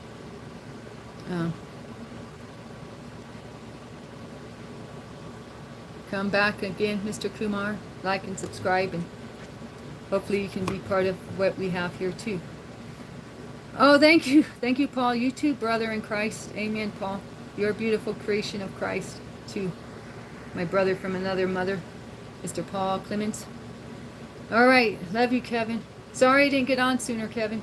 But, you know, your girl was doing this makeup. Anyways, I love you all. Amen. With a question mark? Oh, you sounded like me. Oh, I'm just teasing you, Paul. Anyways, yeah, see you soon, Kevin. Thanks for getting me to come on streaming. It took me a hot minute to get on here, but thanks for the encouragement, Kevin. I love you. You're a real one too. And you've been rocking with me for a minute, so I'll try to find you on Facebook, okay, bro? Ski. You said the red motorcycle, right? And I love you, 1616. Oh, that's fine. Sometimes I read statements and proclamations like questions. That's why I said you being like me. But I was just teasing you. I figured it was a typo. You know, these computers are sometimes working against us. All right, love y'all. All right. All right. Love you all. I guess that was my ditty about reading the Bible, was my ditty for my testimony today. Where's Christ Love? I gotta check on my... Hey, Paul, I don't know if you've seen Christ Love yet. We need you to get subscribed to her channel, too. She's a sister, a beautiful sister in the faith, and she's my best friend. Oh, yeah, love you, Skeeta. Yeah, I'm about to sign off. I just wanted to let Paul and anyone new here tell them about Christ Love's channel. It's called Christ Love 2045. And she's my best friend in real life, and she also does Christian content, but her life's a little more she's a little more busy than me. You know, she's got kids and a job, and you know, the whole 9 yards. So hopefully her and me can collab again. But yeah, definitely check her out. She's more in the word than me, Paul. She straight preaches fire, Paul. I'd like to get her back on a collab and kind of poke and prod her a little to get her to start flowing. You know, encourage her. I mean, encourage her a little to get her fire going. But she preaches fire, Paul. She's a real one, an A1 from day one and all that, and she's got a powerful assignment from the Lord too, and she really keeps with the Bible more than me. So, but it is what it is, you know. We're all directed to, you know, do our own path here, and I love her with all my heart, and yeah, Christ Love 2045. Just giving a shout out to my sis. Hopefully I'll see you over on her next stream, or we're going to do Zooms too, Paul. Maybe you can meet us over there too. One of these days. I know she kind of has been postponing them because, you know, her busy life and all. But hopefully we all can find a time to meet up and you know, have some fellowship with her. Okay, yeah, that's her channel, Christ Love 2045. Thanks for dropping it, Skeeta. Oh, I'm from Planet PXL for 50. Anyways, y'all know I got long, drawn out goodbyes, but Paul needs the barbecue. XXL said her byes. We've all been saying our byes. Okay, yeah, I gotta go check out Skeetum's post. I do that with a quickness right now. Love you. Love you, Skeetum. Thanks for being my foot soldier out here. Coming out of retirement. Shout out to Skeetum. I think he came out of retirement because he knows how much I need him. Hey, did you ever watch Star Trek? Were you here, Paul, when I was saying I'm Captain Jean-Luc Picard and Skeetum's my Riker, my first in command? um,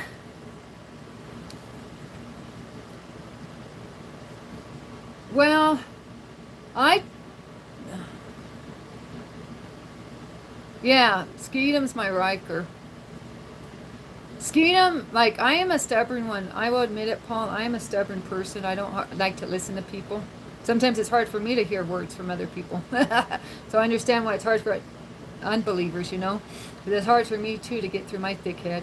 But Skeetum is one where he can really lay it down on me, and I accept, I accept his opinion or his feedback or his advice.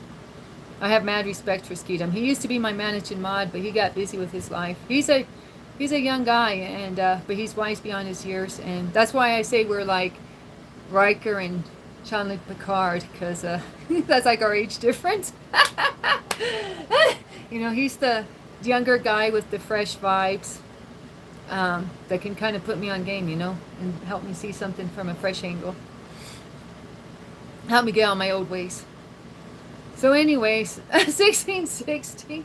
Uh-oh. Oh gosh, I gotta go. 1616 got a way to end my streams at